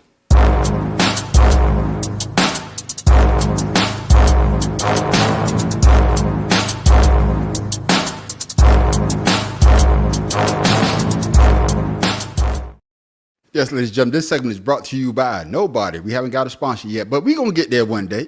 You never know. Y'all going to see us in limelight. Not today. Man, Mookie Betts fucking sucked, man. 3 for 19 on the postseason. I told you, man, put a bat on the ball, man. Anyway, ladies and gentlemen, this is the segment of the show. We pick our teams. We pick our games for NFL. And like Pharaoh said, the Man on the Street is tied with Tim Dog, but I won't be tied for long. I'm going back for my damn title. First game we got up is the Ravens and the Dolphins. Tim Dog, you already got it behind you. Are you taking your team this week? The Ravens over the Dolphins? Yeah, what you need to ask is anybody taking the Dolphins? Hey. What? 8-point favorites, man. Only reason why I'm saying that is because the Dolphins surprised me last week after being shut out the week before. And showing up in Atlanta and beating Atlanta like Atlanta didn't know how to play fucking football. Atlanta's a bipolar team. We don't know who the fuck is showing up in Atlanta. Exactly. And that's why the only reason why I say, because we don't know, just like the Dolphins, they're a bipolar team. We don't know what team's going to show up. So that's why I say what I say. What I'm saying right now is the Ravens, because they purposely held back on Lamar because it was a short week. And he's going to be smart move. Yep. That's a real smart move on their part. What about you, Shada? Who you got? Baltimore all the way. You know they still got King Henry, and I'm a King Henry. Listen, I've been on him since he was at Alabama. You know what I'm saying? Yeah. The King Henry, I got to go with him. Shada going with the Ravens as well. Give me the Ravens too, man. Yeah. Yeah, I don't think the Dolphins can put a back-to-back game together like that. Tua went down there and did some shit that I never see Tua did before. Maybe because he know if he didn't show up, his ass is going to be on the sideline and his coach is going to get fired. Yep. But I'm going with the Ravens. Pharaoh, who you taking? I'm going with Ravens. I'm going up the street. I'm going to keep it in the Beltway. All right, There then. you go. All right, Joe. Joe, let us know who you taking this week. Joe got Lamar. He got the Ravens as well. Yep. Next up, we got the 49ers Giants. Shotta, who you got? Ooh, 49ers. 2-8. So San Francisco is a 3-point favorite. Okay, Yeah. thank you for that, there, Farrell. Who you got there, Tim Dog? I'm going with the Niners because Scatterboo is hurt. Yeah, and give me the Niners as well because they had something going with Dart Scatterboo. and Scatterboo. They had that thing, and their defense looked pretty good. But I think the 49ers, after losing last week, and Big Dick Mack ain't came to show last week, and hopefully Purdy might be back in the game, so we Purdy's probably back see this what week, Purdy I going think. to do. But I think the 49ers are going to pull it out just because of the fact that Dart going to be a rookie quarterback, and that force of Scatterboo, that combination that they had, it's not going to be there enough to beat the 49ers. Farrell, who you taking in this game? Man, who else is a running back for New York? Me. They call me, man. San All right. Francisco. All right. They said running back, not back runner. Yeah, y'all wasn't ready for that, were you? No, I thought he said somebody rubbing his back. That's what I thought he said. That's No me all kidding. day. Hey, go get your hair kidding. done, boy. Goddamn. Next up, ladies and gentlemen, we got the Chargers and the Titans. Oh my goodness, this guy been running this whole goddamn day. So, is anybody taking the Titans over the Chargers? Hell Hey, no. Chargers are 9-point favorites. Shit. We all rolling with the Chargers on this one. Joe, who you got, Joe? Joe's going with the Chargers. He ain't crazy. Yeah, I don't know. He ain't put it up, but he put it up here pretty soon. But he'll come back to you. Only All crazy. right, after that game, my brothers, we got the Vikings and the Lions. Now, this is going to be a good game. Before Farrell, what's the spread on the Vikings in the Lions game? Detroit 9 points. Okay, Where they playing? yeah, Joe taking the Chargers, Detroit. Farrell. Next up, I'm going like I Detroit, say, man. the Vikings and the Lions is going to be a good game, but I just saw that. Not long as they had. And Minnesota still got that damn Carson Wentz. And the No. other night, No, Carson. He's hurt. Wentz He's is going for the season. Carson Wentz is going for the season. He's going for the season, and that's what I'm about to say. Carson Wentz is going for the season. Shoulder injury. Carson Wentz is going for the children. JJ, whatever, McCarthy is coming back, first game back. I don't think that the Lions. I don't think they got enough to beat the Lions, so I'm taking the Lions in that one. The Lions got something to prove. Ever since the Lions had something to prove, ever since Washington embarrassed them on national TV last year, they're always playing with a chip on their goddamn shoulder. So that's why I'm going with the Lions. What you say, Shotter? You know I'm going with the King of the Jungle. Come on, man. Don't be crazy. All right, then. What about you, Tim Dawg? In the jungle, the quiet jungle, the lion sleeps tonight. Knuckles. Hey, Sonic and Knuckles gonna go crazy. Yeah, I know. Farrell, who you taking? I'm going with the Lions. Keeping it All the right, Kings, then. baby. The Keep Kings. it the King. That's right. And Joe taking the Lions. The Vikings have no quarterback. Well, JJ McCarthy, that's where they put all their goddamn eggs in one basket because they did have Sam Darnold last year. Sam Darnold came out there and played pretty. They won 13 games last season, so. But that's what I'm saying. They had Sam Darnold. Sam Darnold came out there and balled out, but they thought that JJ McCarthy is their future. So they got rid of him. And now they got JJ McCarthy. With old boy being hurt, Carson Wentz going out for the season now. It's showing proof for J.J. McCarthy, and we'll see what happens, ladies and gentlemen. AJ McCarthy Next up, on new wage that on AJ McCarron. Next up, is anybody taking the Falcons except for Joe? Anybody taking the Falcons versus Patriots? What's that spread on that one, Farrell? 6 points by New England. There it is. Atlanta Anybody? Listen, Joe. I know you're a Falcon fan, but they're going from turf to actual natural grass. So you might want to think about that. So anybody taking the Falcons besides Joe? I'm going with the United States Drake. Yeah, we all going to Patriots. We all gonna take the Patriots, man. With the Patriots, what I have seen, fellas, I want to just talk about a quick second. Vavro, he came there, and a lot of people are saying they got to easy. They say, oh, Joe taking the Patriots too. Joe trying to win this shit. So basically what they're saying is that the Patriots only winning because they got a easy schedule. But to quote my man Farrell always say, Chuck, they professional. They get paid, right?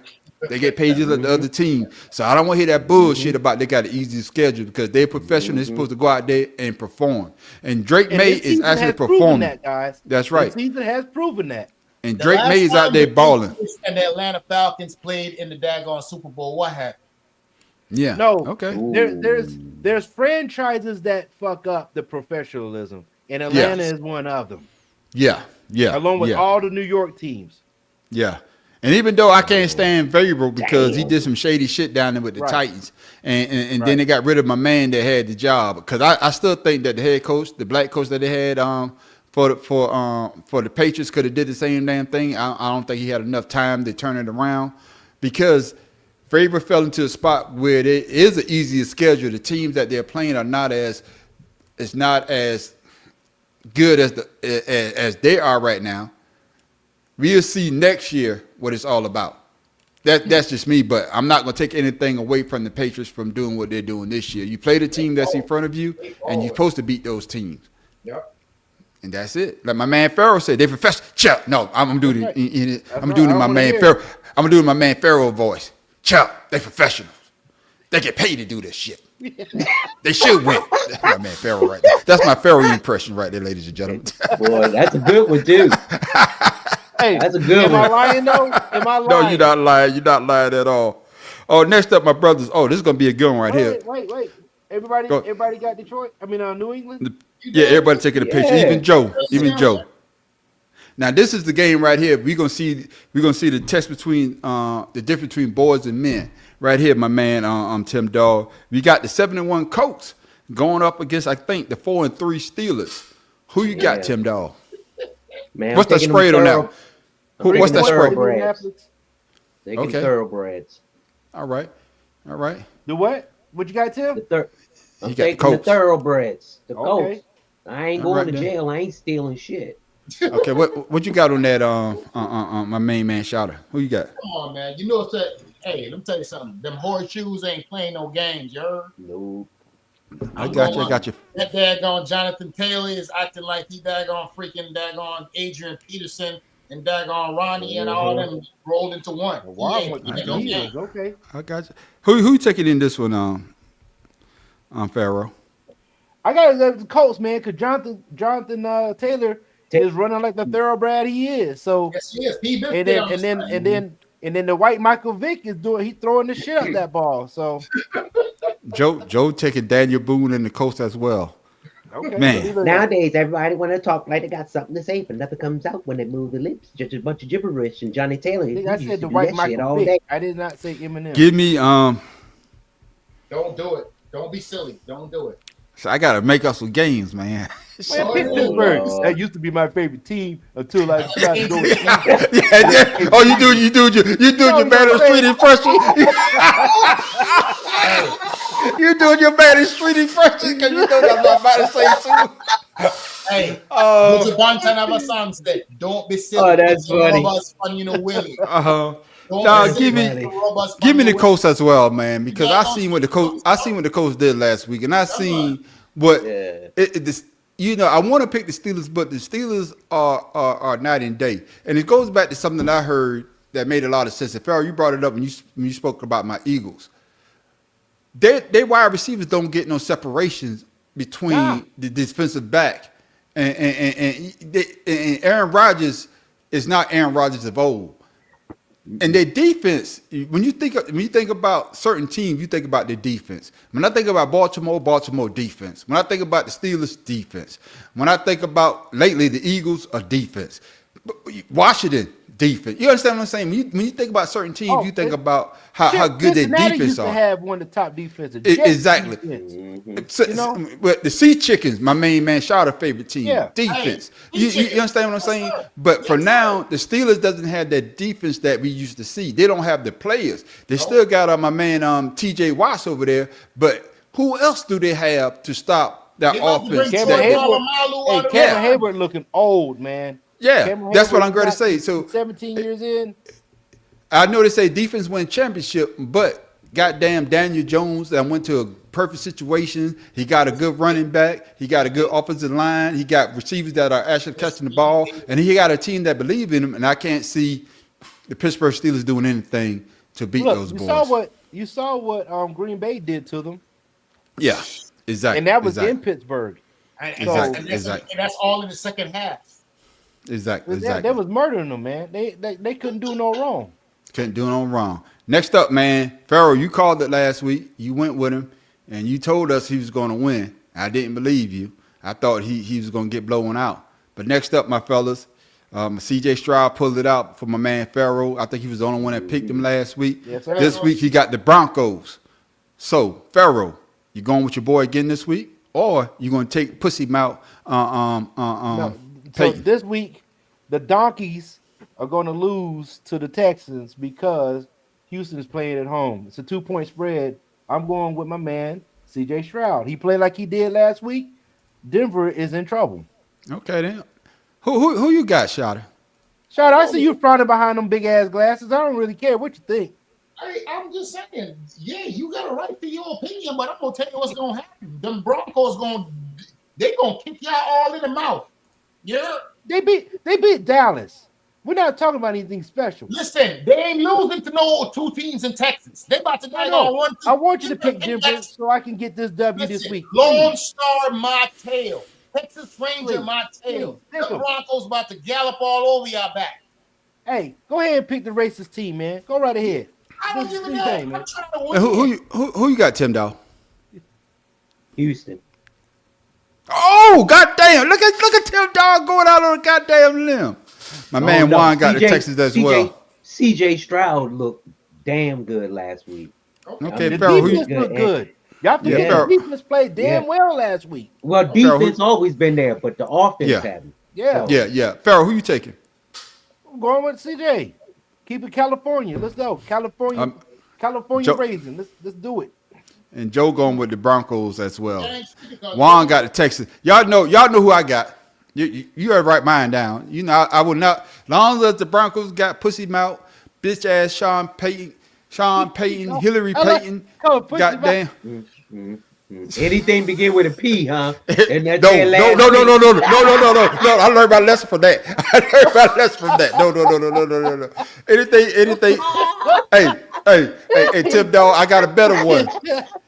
Fuck, cause I ain't getting paid. So fuck, not getting paid. Fuck the shutdown. Sean Payton, his pussy ass mouth. Look at him every time. That's just me though. Look at him, man. Next up, my brothers, we got the Bears and the Bengals. Man. What's that spread on that one there, Pharaoh? Chicago 3. Okay. Yeah. Where they playing? They're playing in Cincinnati. So they played in Cincinnati. I'm going so who?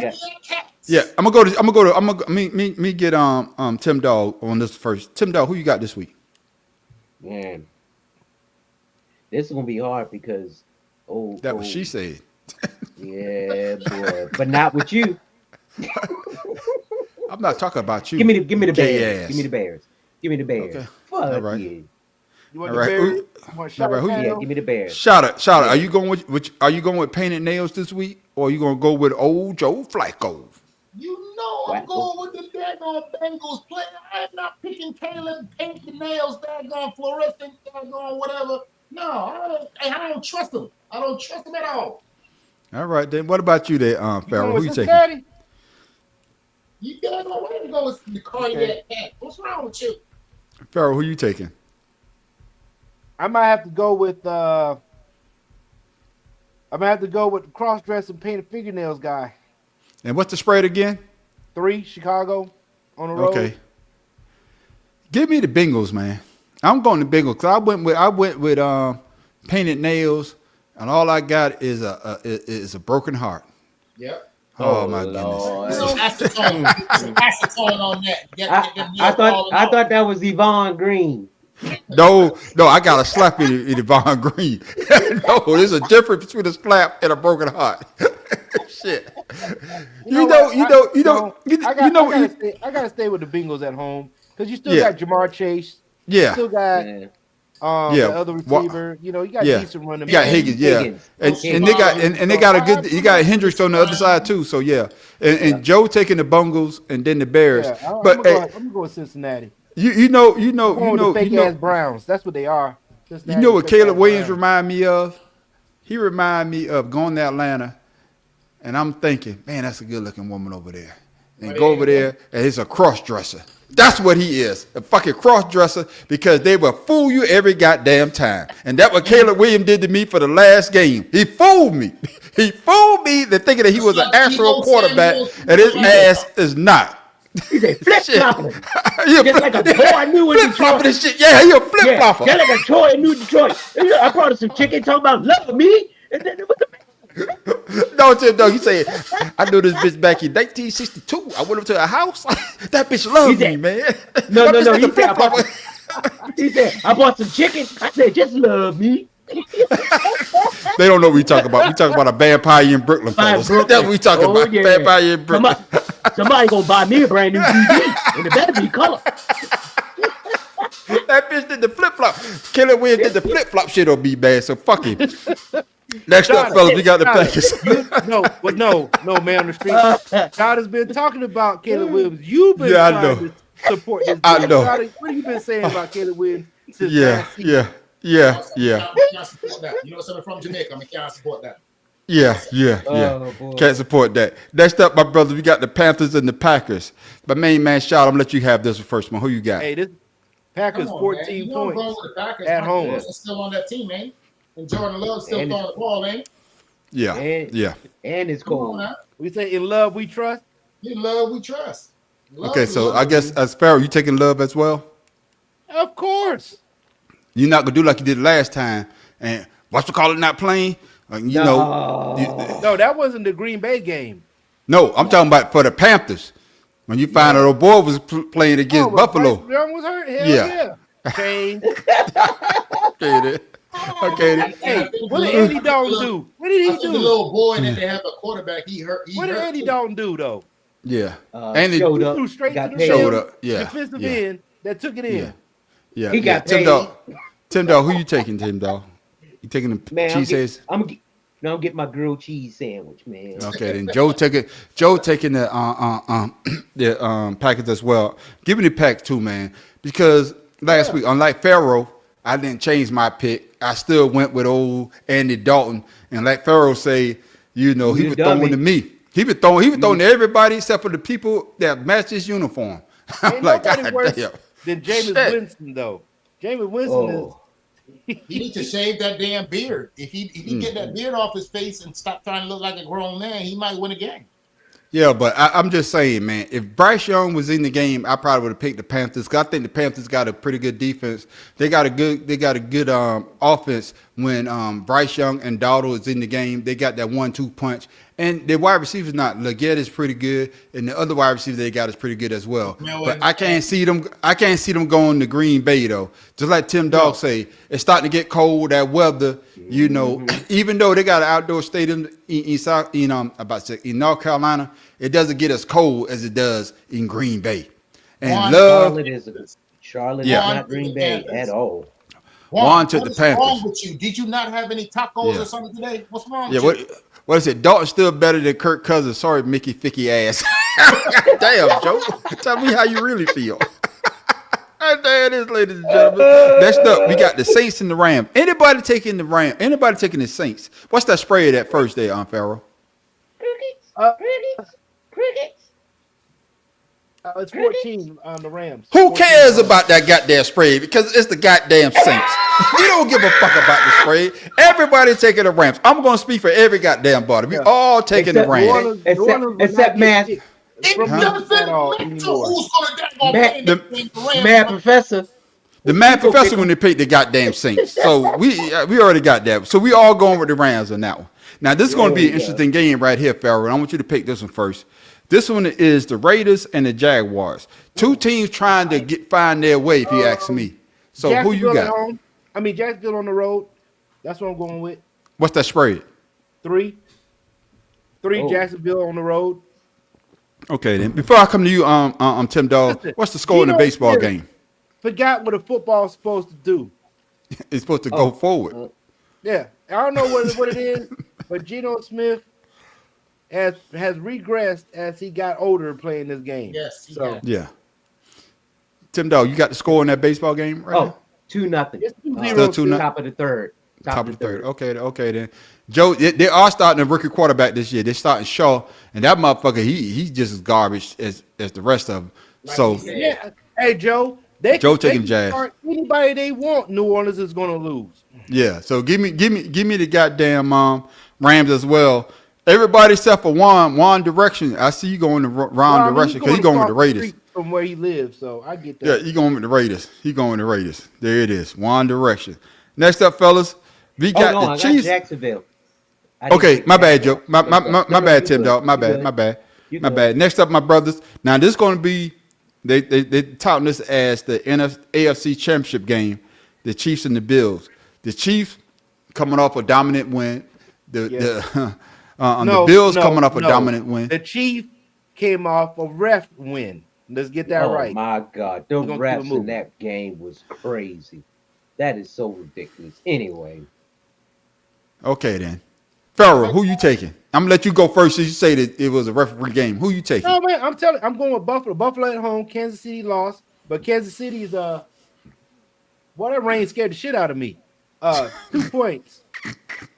Shot, who you got, Shot? But I'm going Buffalo at home, man. Okay.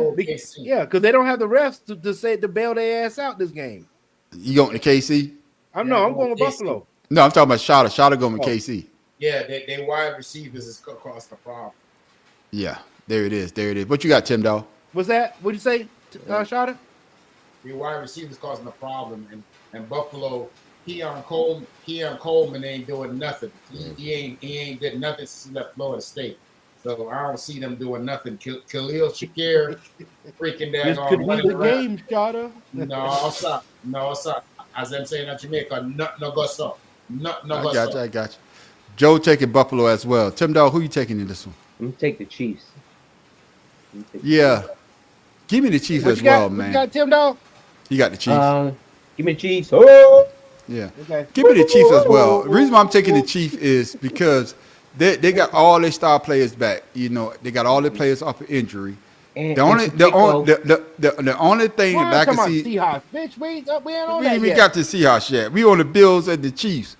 Goddamn, one direction. That's why we call you wrong direction, because you going the wrong goddamn way. But at least you know what you picked though. But with the Chiefs, I see the Chiefs starting around the game in the shape. And for some reason, man on the street? I'm taking the Chiefs. One reason is that the Bills have an issue with the Chiefs. That's their kryptonite. Yep. That's their kryptonite. And I don't think that Allen can handle that pressure that the Chiefs going to bring, because the Chiefs want to prove to that damn Bills that y'all not there yet. Y'all still need to cook a little bit longer. That's just my opinion, though. You went to a Cowboy game and don't want to get. He just meant to go and hear it. Juan, I went to see the Cowboy lose in person. No, it's much better when you see him lose in person. Juan, you got to pick between Kansas City and Buffalo. You done jumped ahead of game, man. That's what we're talking about. Yeah. So who you got? Bills. He picked the Bills. He got the Bills. Picked the Bills. Yeah. He's so hateful about me going to Washington game. He just went to the Washington game. Oh yeah, Juan way ahead. Yeah, he took the Bills earlier. Okay. He took the Bills, way ahead. Goddamn. And fellas, we got the Commanders and the Seahawks. Washington, my main man.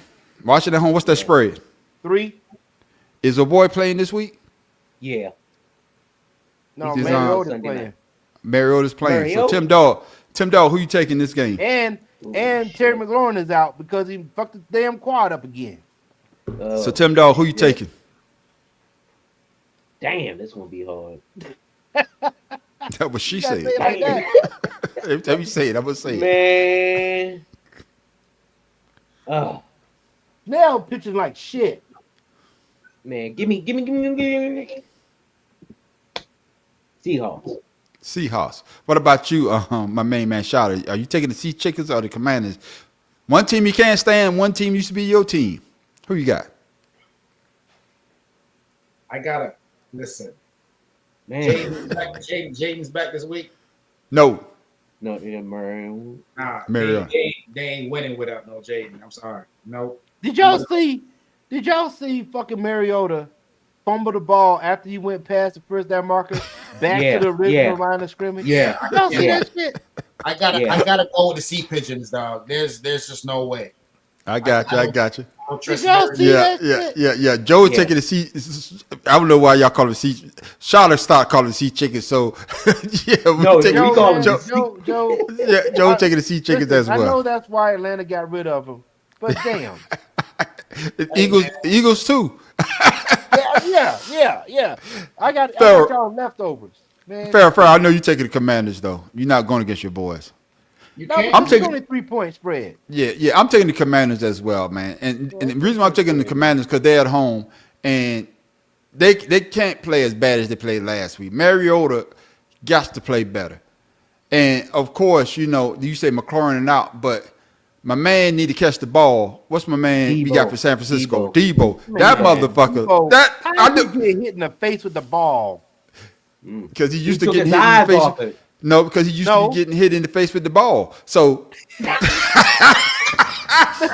you see how he dressed? Don't do it like that. He ain't dressed like that since he been in Washington, man. Who say don't do him like that? Farrell, I know you would say that. I know you would say that when we used to sit right here. We used to see him walk in the goddamn stadium when he played with the 49ers. You look at this gay motherfucker right here. Now all of a sudden, don't say that. See what I'm saying? Because he on your team now. He been doing good. He had good dress. He had good dress code since he been in Washington. All I know is he had balls in his face. So all I know is Clinton Nuts in your mouth. Nuts in your mouth. Hey, but all seriousness, though. All seriousness. Go ahead. Cliff Kingsbury need to call a better game. He called that exactly. Right? Yeah. The way he called the game last week was absolutely trash. Yeah. Where was Cliff Kingsbury before Washington? Who's one of the fastest receivers? He's the offensive coordinator. Could have. Yeah. Like they don't use him properly. But where was he before? Remember, what do you say, man, on the street? The middle of the field is always open. Middle of the field is always open. Yeah. Did you not see how many plays that they could have did that? Before Washington. He was the head coach of Arizona. What do you say? Okay, then. Okay. Yeah. I just wanted to make sure y'all. Yeah, he was head coach of Arizona. But I agree with you on that. I agree with you on that, Farrell. Is that the play calling that they was calling? I didn't understand the game plan. No. I told you the worst play that interception that Debo Samuel gave up. I told you I hate that play. Why would you throw that behind the line? That doesn't make sense to me. Debo is not a very fast guy. So why are you keep throwing this plays to him when he should be the route runner? You get Lane, who's fast, stretch the field, and you get 11. He only threw to Terry McLaurin, two across times. the field. It was Zach Wilson's mom. I guess Vila was talking about something else, man. He's talking about just saying. He's talking about somebody's mom. Yeah, he's been talking about somebody's mom all night. What the hell happened to Zach Wilson? I'm glad he brought that up. Wasn't he the quarterback for the Jets as well? Yeah, that's what he was talking about earlier. But what happened to him though? But he's on everybody else. He was with the Jets. Nobody knows about him anymore. He's on the progressive insurance bench. Okay, shit. I'm just commercial. Zach Wilson, backup food order. Yeah. And the last game, and then the last game of the goddamn week, what Bart said, my bad, I just tried to come back around. I got you. We got you. Yeah, you can't get back around. Thank you. And the last game of the week, my brothers, we got the Cardinals and the Cowboys. I picked the Cowboys last week. We're going to get this out. Dallas. 3 points. Yeah. I picked the Cowboys last week, and what did I get? An ass whipping. Just because I couldn't stand pussy ass Sean Payton. I knew they was going to lose. Cowboys, y'all Who's the quarterback for Arizona, man? Shit. I don't care. Give me Arizona. Josh Dobbs, I think. Yeah. Goddamn, Josh Dobbs still in the league. Jacob Brissett. Wait a minute. No, Brissett. Jacoby Brissett. Brissett. Same difference. He says. I think. Yeah, but give me the Cardinals, man. Yeah, give me the Cardinals. Who you got there, Shouter? I'm not picking them damn Cowboys. You got me crazy. Tim Dawg, that's your chance to make it. Go ahead. Go on and pick them. Go on and pick them. I cannot pick. Go on and pick them. Give me the girls. Yeah, there you go. Joe taking the Cardinals without bobblehead. And like we talked about this other. You brought up what your partner was wanting to talk about those boys. Like I said, it's their defense that's giving up the goddamn draws. Last week, Dak played a decent game, but he made some bad mistakes as well, trying to force the ball where he didn't need to force the ball. They got a decent running back. Now, I think it's Williams. I think that's the running back that they have. They got a decent running back. Yeah. The line is pretty decent. The offensive line is pretty decent, but it's their defense. It seems as though they can't put no pressure on the goddamn quarterback. The one player that they had, Jerry Jones didn't want to pay him the goddamn money. The one player that they had that you could put any place on the goddamn field, so the line had to adjust. Wait, back. Oh, he's on the left side. Oh, he's on the right. Oh, this motherfucker playing linebacker. Damn, they got a motherfucker playing free safety now. See, it doesn't work when you got an owner like Jerry Jones and then you got a defensive coordinator that doesn't know how to call defensive plays. Like I say, he's calling plays like I played Madden. Oh, shit. Why? That's a good defense. Oh, shit. That's a pass play. They're running the goddamn ball. But that's just me, though. That's just me. That's what I see. Shit. I could be wrong. But ladies and gentlemen, You say X, they running the ball. That's the truth. That's how I play Madden shit. I think they gonna pass the ball. That's how the motherfucker running the ball off the goddamn bit. I say, ain't this a bit? Hey, shit. Hey. Dodgers home run, baby. What's the score there, Farrell? A 2-1? 2-1, bottom third. Okay. Yep. When Dakota gets behind and under pressure, he transforms into it, and I agree with you on that. And because I think he's trying to prove that he's one of the elite quarterbacks, but he doesn't have an elite defense to get him over the hump. But there it is, ladies and gentlemen. Just like this commercial, they used to call me daggone something in high school. No, they didn't. I believe his name Dakota is what's holding him back. There it is. But ladies and gentlemen, those are our picks for this week. Hopefully you do better than the man on the street, because all I had was 5 wins last week. And who's on the bye, Farrell? You didn't tell who's on the bye this week so the people can know. Nobody. That's going to be the Jets, Jets, the Browns, the Bucks, and the Eagles.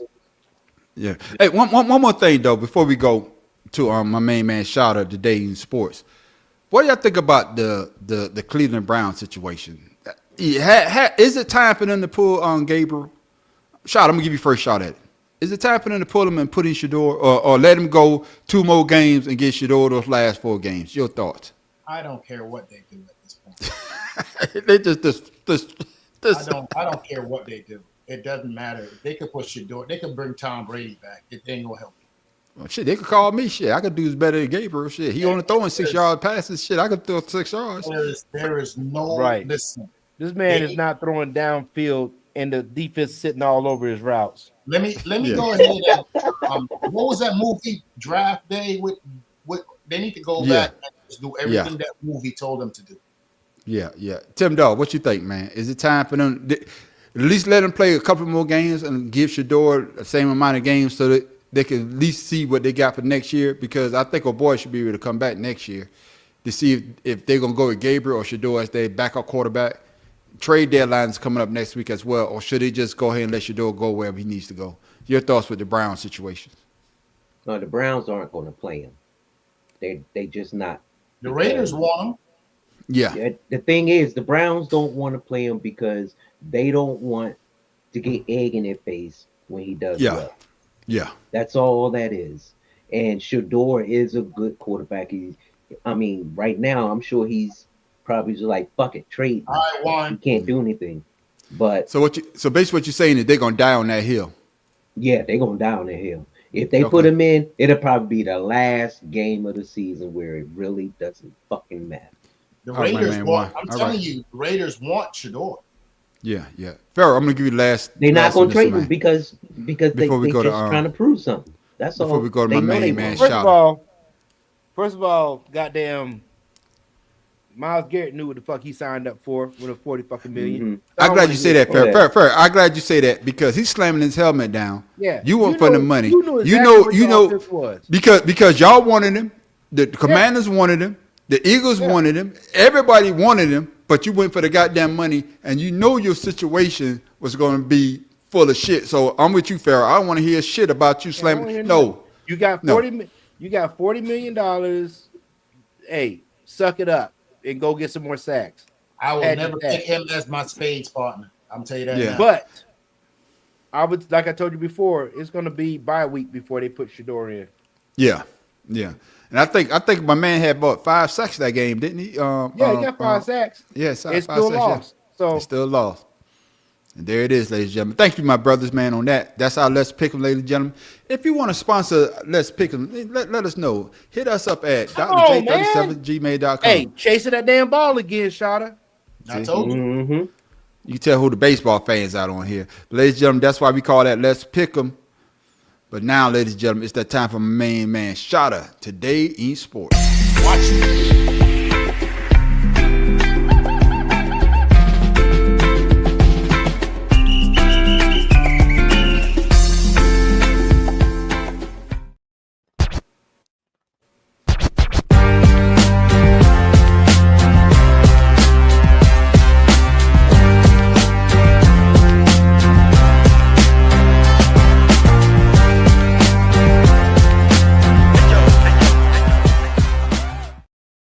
What you got for us this week, Shada? Yo, you see that first picture that him show up there? You know, everybody knows, Hitman. right? Yeah, man. That is Tommy the Hitman Hearns. Before your boy Manny Pacquiao, and before all of this daggone, my man from Oklahoma, what his name is? Bud. Nebraska. Bud Crawford. Yeah, Omaha, Nebraska. This is the man right here. Tommy the Hitman Hearns was the first boxer to win world titles in 5 different weight classes. Yeah. Yes, sir. He's from Memphis. With a Jerry curl. You got to make put the Jerry curl in there. Yes, sir. And this day, that's a post-career picture you put up. He's 67 years old to this day. But Tommy the Hitman Hearns was one of the few fighters that you get in the ring. He lived up to that name. You slouch a little bit, he was going to take you out. But you don't remember it now. Yes, sir. Yeah. But hey, Tommy still got his wits about him now. Don't get it twisted. Yeah. And what about the other brothers that we had up there? Those were from last week. I don't know what you're talking about. Oh shit, my bad, my brother. Shit, my bad. Cause I looked at my phone. I was like, shit, he had 2, but it is what it is. But after last week. But ladies and gentlemen, that's what we call him, Shada. You know, he kind of old too. Look at his beard. Yeah, man. Shit, talk about his beard. Look at my fake beard. Shit. Hey, listen. This come natural. But going back, like a bald black possum. Yeah. But going back to Tommy Hitman Hearns, man, he's one of my favorite boxers, man. Especially when he was on Martin. That shit was funny as fuck too. Yes, sir. But the greatest fight was him and what's my man name? Oh, Sugar Ray. Sugar Ray Leonard. No. Not Sugar Ray. Not Sugar Ray. What's my man that beat Sugar Ray? Marvin Hagler. That is one of the best fights. I think it only went like 3 rounds, but them motherfuckers was slinging. Yeah, they from the beginning to Hagler knocked him out. He knocked all the Jerry curl juice out his head. Jerry knocked him so hard the Jerry curl juice was dry. And the one with Sugar Ray Leonard. Yeah, but I'm talking about for me, the best fight, Sugar Ray. Yeah. The best fight for me was him versus Hagler. But that's that's when boxing was boxing. Those guys didn't duck one another. No, sir. If you were the man, we gonna fight. For sure. We gonna fight. But there it is, my main man Shada for Today in Sports, ladies and gentlemen. Hey, thank you.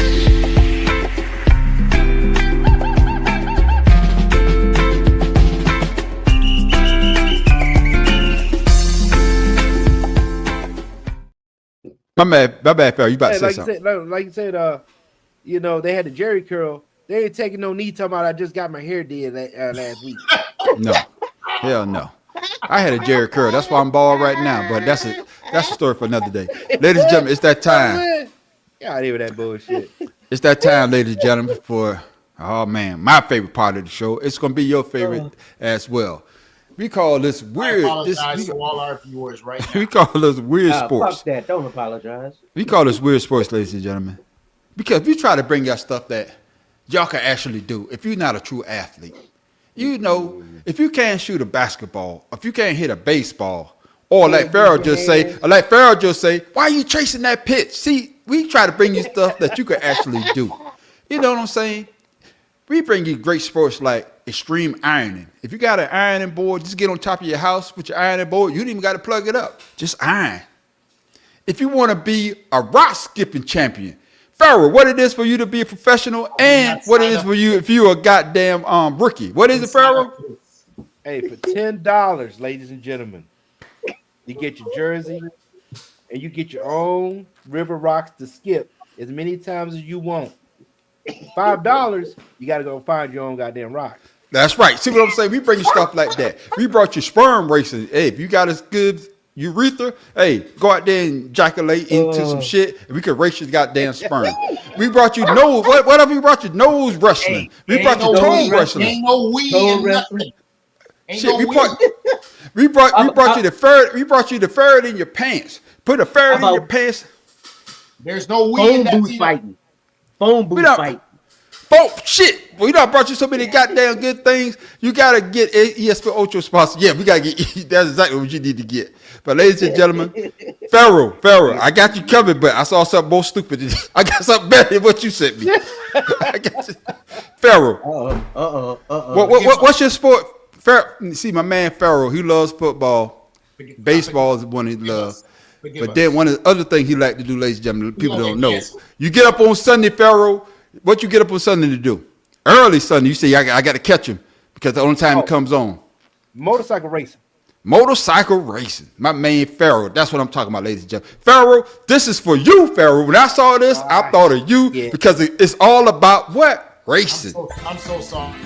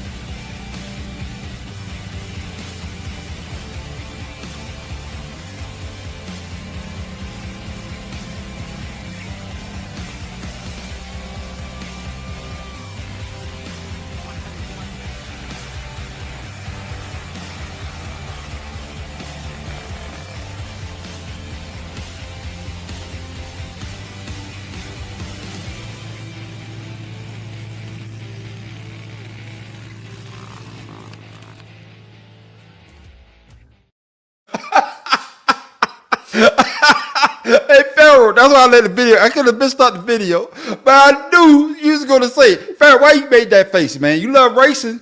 Why don't you do that one? That's the way, right there it is. Boy. Using a clown figure. A tiller. A tiller. A tiller. And I saw a black person. Who was wearing pink? The only one in pink. There was only one black person in the world. He was wearing pink. With a pink That looked like a dangerous ass sport. Oh, I'm telling you, his name might be Sergeant First Class Coleman because that's the only black person I know that lived in Arkansas. Oh my goodness. Them joker had a souped up tiller too, though. That shit was souped up. All of them tillers souped. I had never seen them tiller souped up like that. So hold on. Because the tiller not supposed to be souped up. I have a serious question. They're tilling the ground. Till the ground. They ain't supposed to race. After they till the ground, are they planting seeds? No, they racing, man. That's a racetrack. You don't you don't plant shit on the racetrack. That's a racetrack. You didn't read it? 200 feet. Yeah. They must wear shoes. That's right. And I don't understand how you got a nobody ain't planting no corn, no peas, no pumpkins, nothing. No. Tim Dog, what you about to say, Tim Dog? I'm not dating any no women who is in that tiller race. Because them women Right. were hauling ass. Do they have weight If classes? I'm not mistaken, I don't know if they got weight classes or not, but that shit is hilarious to me. where she used a tiller or a lawnmower to chop somebody up. See, that's PTSD already. I'm not. Listen. But see, fellas, y'all missing the point. That's what we here for. No. We bring these are events that people could actually do. If you like Shada, if you got a tiller, you like to plant things, man. Yes, we I can see do. you out there in Arkansas. You could be a champion, Shada. You could be the champion tiller. I don't want it. I don't Wait, want at least they have some. See, Joe, you're right. See, if you do that, you could call yourself an athlete because you're running behind the tiller. What if you fall down and the tiller turn around on your head? Exactly. Well, you a shredded tiller. That's what we call that shit. Hey, Cause you the dumbass. You the dumbass. can you that did it. imagine back in slavery day if we had one of these in the field? Oh yeah, it'd be a national pastime. We don't have time for that. It'd be a national pastime. But ladies and gentlemen, that is our episode of our Weird Sport of the Week. God damn it! Like I apologize say, to everybody that's watching the show right now. we all. I'm sorry. I didn't sign Why up be for that. sorry? Why be sorry, man? We bringing stuff to people that want to be athletes that really can't get out there and do things like this. Shit, if you got a tiller, you don't have to run. You can walk behind it. They might have a walking one. You never know. I'm a South Carolina. You too. I'm about to see if I could buy. I'm about to get in one of these. I'm gonna win that championship, and I'm gonna start putting the goddamn trophy plaques in the back of my goddamn wall because I'm gonna be a champion at something. Yeah, you gonna win without a tiller. You can use feet. Your ass gonna lose that damn V8 100%. Yeah. Hey, Pharaoh. See Tim Dog. See how you lob it up there. See, I'm gonna dunk this. Well, at least I know I can win with my hand. That's okay. That's okay. I'm just saying. I don't need my hands to kick up dirt. That's right. You know, I got ugly ass feet too. You know what I'm That's saying? what I'm saying. You would win. Yeah, that is true. You too. and your trophies. That's all right, Bella. Hey, what's the score, Pharaoh? It's still 2-1? 3-1. 3-1. Oh, yeah. okay. It's okay. There it is. Ladies and gentlemen, that's our Weird Sport of the Week. Like I said, we try to bring you things that if you're not a true athlete, hey, you can get out there and do anything. Like I say, our favorite is rock skipping because all you need is $10. And Pharaoh, if you got $10, what are you? A professional rock skipper. River rock skipper. That's right. And $5, you got to do what? You can just go out there and practice. But you got to get your own goddamn rocks. Ladies and gentlemen, now it's time for my main man Pharaoh. His team ain't winning right now. He's still kind of upset, but it's still early. Pharaoh, they may turn it around. But now, ladies and gentlemen, it's time for my main man Pharaoh King Trivia Question of the Week.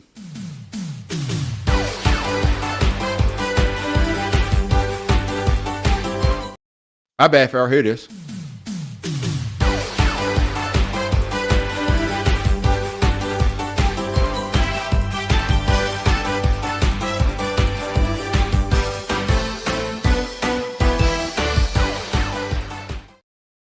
What you got for us this week, Pharaoh?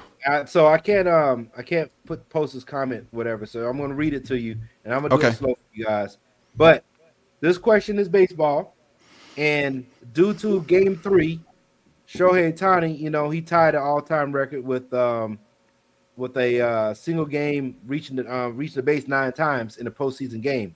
Okay, so the question is, which Major League Baseball player reached the base the most times in a single postseason? Mickey Mantle. Reggie Jackson. Ricky Henderson. What'd you say, Shada? Mickey Mantle. Mickey Mantle. Now we'll say that what's his face? The Gambino guy. What's his name? Babe Ruth. Babe Ruth. He was on the list, but it was postseason list. But Mickey Mantle, Mickey Mantle. You have Ricky Henderson. You have what? Tim Dog. Oh, I said Reggie Jackson. Reggie Jackson. Yeah.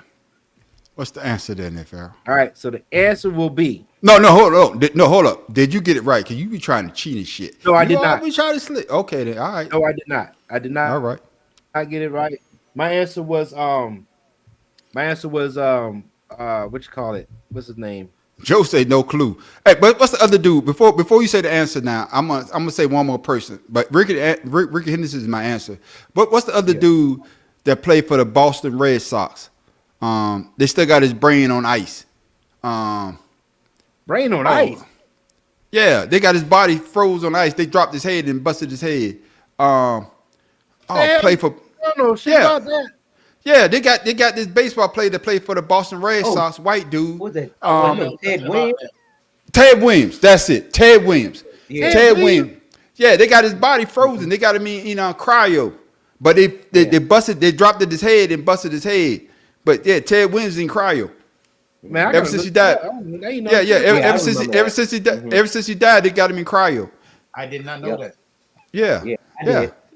Ted Williams. So Ted Williams would be my second answer, but I'm going with Ricky Henderson though. Well, I actually said Pete Rose. Oh, yeah, that's a good one too. What's the answer, man? The answer is Barry Bonds. God damn it! Oh shit! Barry Bonds reached the base 43 times in the postseason in 2002. Remember, there was they played the that's right. Yeah, the Angels. Yeah. But you know what would be walking them too. But you know who? Yeah, they kept walking. But you know who would be another good guess though? Well, that's how Shohei Ohtani reached base 9 times. They walked him 5. Yeah, right. but you know who would never another guess would be a great guess would have been Pharaoh that I didn't think of, Tony Gwynn, because Tony Gwynn never striked out. Yes, I'm just saying. No, I understand what you're saying. No, I'm just saying. But didn't he? I think he won a World Series too, right? Tony Gwynn didn't win with Minnesota.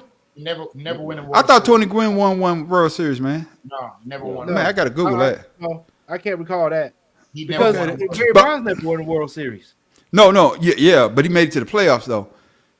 Man, hold on, Minnesota man. Twins. The Minnesota Twins. They ain't never won. Yeah, but do a quick Google search, man, if you don't mind me, because I want to know if Tony Gwynn ever won a World Series, man.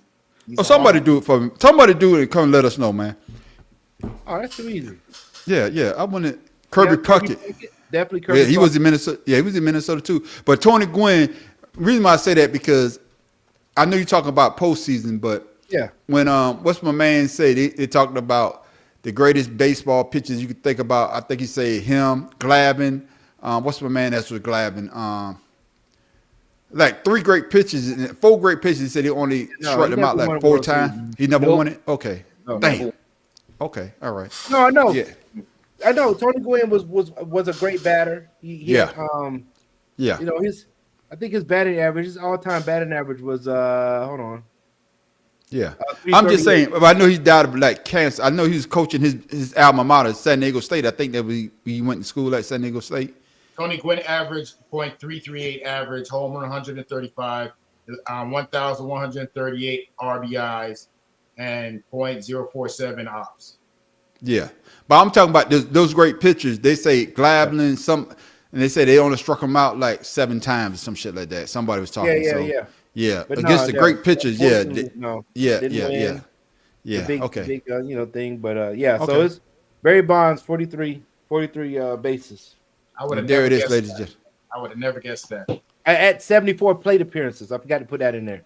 Yeah, I forgot about Barry Bonds, man. But thank you for that main man, Pharaoh. What? A lot of people forget about Barry because he was under so much scrutiny. So much scrutiny, yeah. But Barry Bonds they remember him with the Giants because they don't remember with the Pirates though. Yeah, but the Pirates is what drafted him. But the Pirates didn't. There was another team that wanted him, but he ended up going to Arizona State. Yeah, and that's how he got to the Pirates. Yeah, but Barry Bonds before he got drafted out of high school at 17. Yeah, but before the steroids thing, I think Barry Bonds already had won like 3 or 4 MVPs with the Pirates or something like that.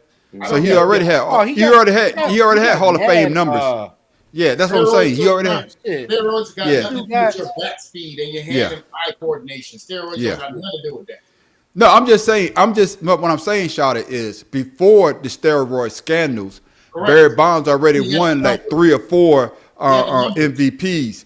That's what I'm saying. He already solidifies his goddamn Hall of Fame resume by doing that before they say he never tested positive for steroids for people that No, you he know what I'm didn't. saying. He never tested positive for But steroids. he did take old boy from what's the old boy from Mark Cincinnati McGuire. Reds, big arm dude, Mark the McGuire. white boy. Mark McGuire.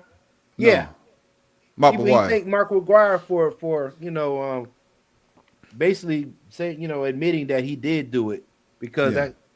that took the eyes off of him because he did not test positive for steroids and they thought he was doing it. It was the Yeah, same. and it wasn't in Cincinnati. It was he played for the A's. Mark McGuire Yeah, played for the was Oakland it A's. A's? Yeah, Oakland A's. Yeah, the Bash brothers. Oakland, him and Jose Canseco was Bash brothers. Jose Canseco and what's my man that just passed away? Ricky Henderson. I say, yeah, the Bash brothers. But there it is, man. My main man Farrell. He got seven time National League MVP. Barry Yeah, Bonds. that's what I'm saying. That's what I say. He won 3 of them before I think he went to 12-time Slugger Award. Yeah. 14-time All-Star. Shit, this Barry dude got all Bonds kind of was basically an accolades. all-star since Exactly. he started baseball. But thank you, for that, all man. he had to do was play one more season. He would have been #1 in everything. Yep. Exactly. But thank you for that, my main man Farrell. What our trivia question of the week.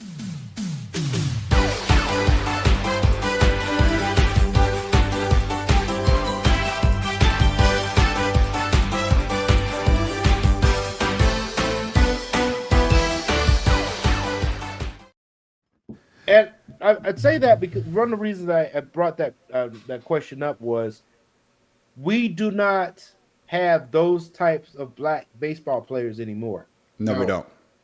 I mean, I understand the Latinos and stuff like that. That's fine. But the United States black man does not get seen. That's why I'm so tough on Mookie Betts. He's a smaller dude, but he brings awareness to what this game was all about for us coming up back in the day. And I don't understand why we as black people do not push that with our younger kids anymore. Yeah, I think because they say it's expensive. Is it? That's I what know I heard. they make it expensive for a reason. Yeah. I get Yeah. that. Yeah. But these guys that they're picking from Cuba and all them, they're not playing no expensive sport. Yeah, I agree with you, man. I'm just saying that's what I heard. They say that it's expensive, but Yeah, them like you bastards say, be man. picking But it, man. but you got to let them know, man. Barry Bonds was a bad boy before steroids, and hey, Hall of Fame if you ask me. But thank you for that, my main man absolutely. Farrell. But before we go, my main man Tim Dawg, you got something for the people, or better yet, where the fuck Tim Dawg get that from? Shit, Tim Dawg, where your shit at right there?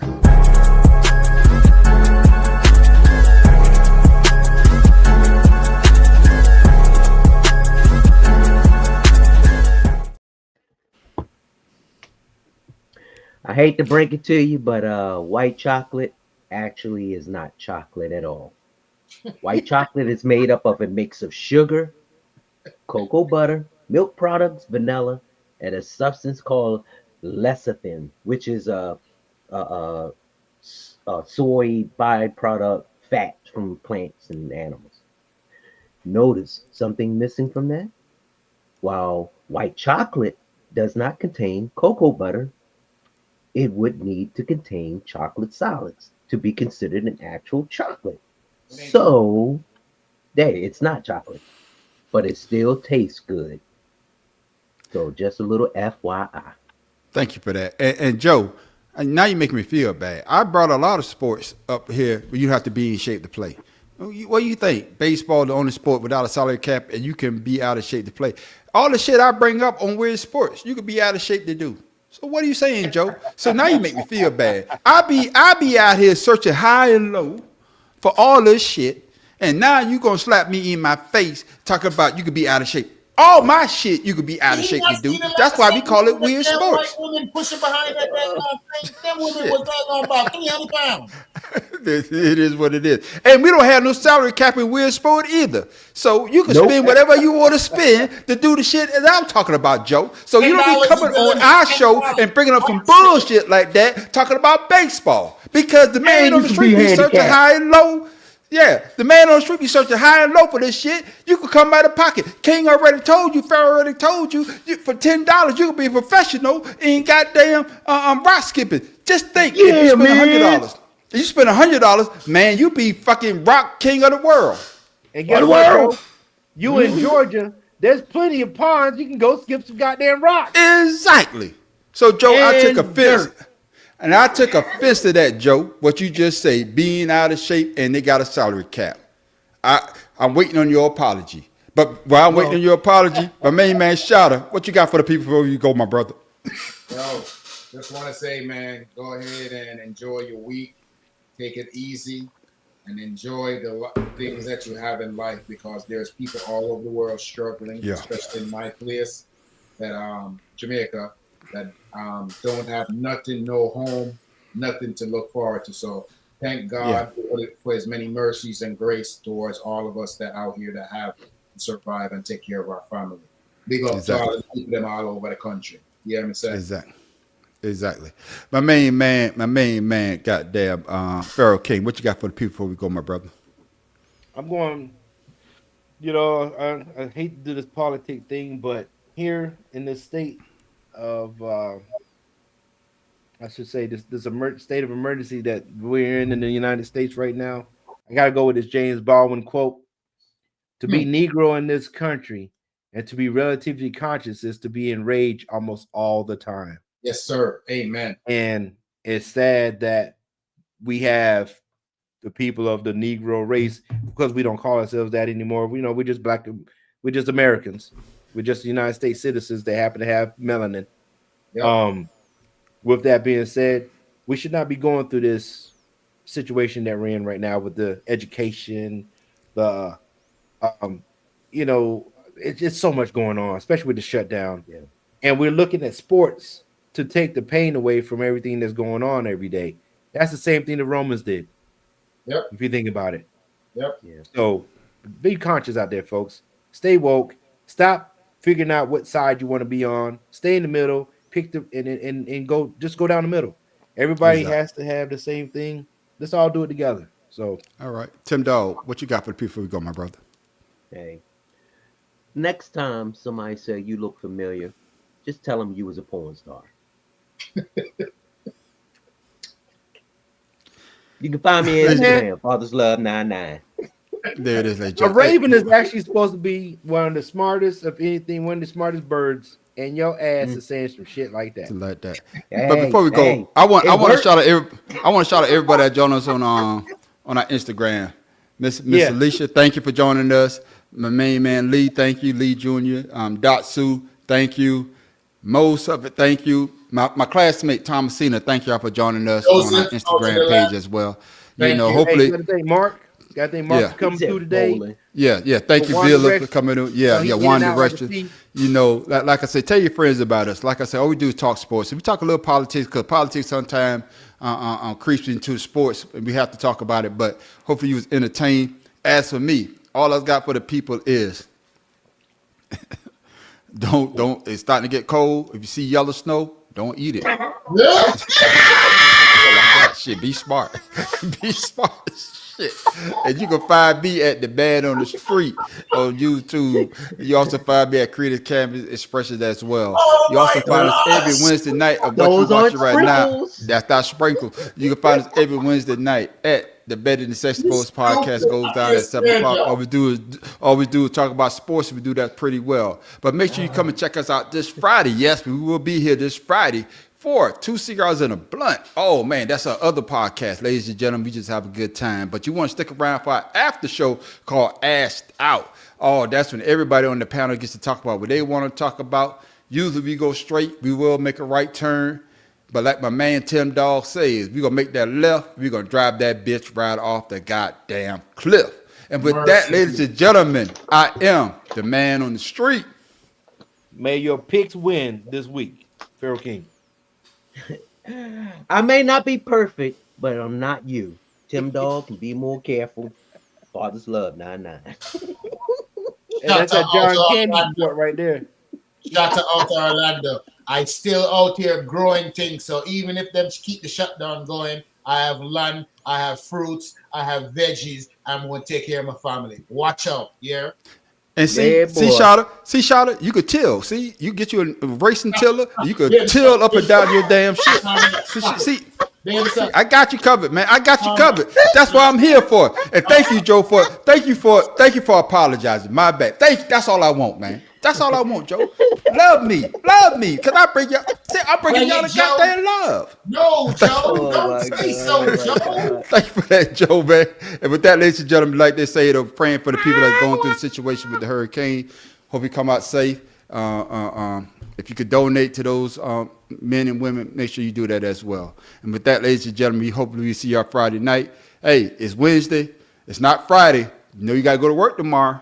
So make sure you do the right goddamn thing, like Spike Lee said. And with that, ladies and gentlemen, we are out. Peace. Holla.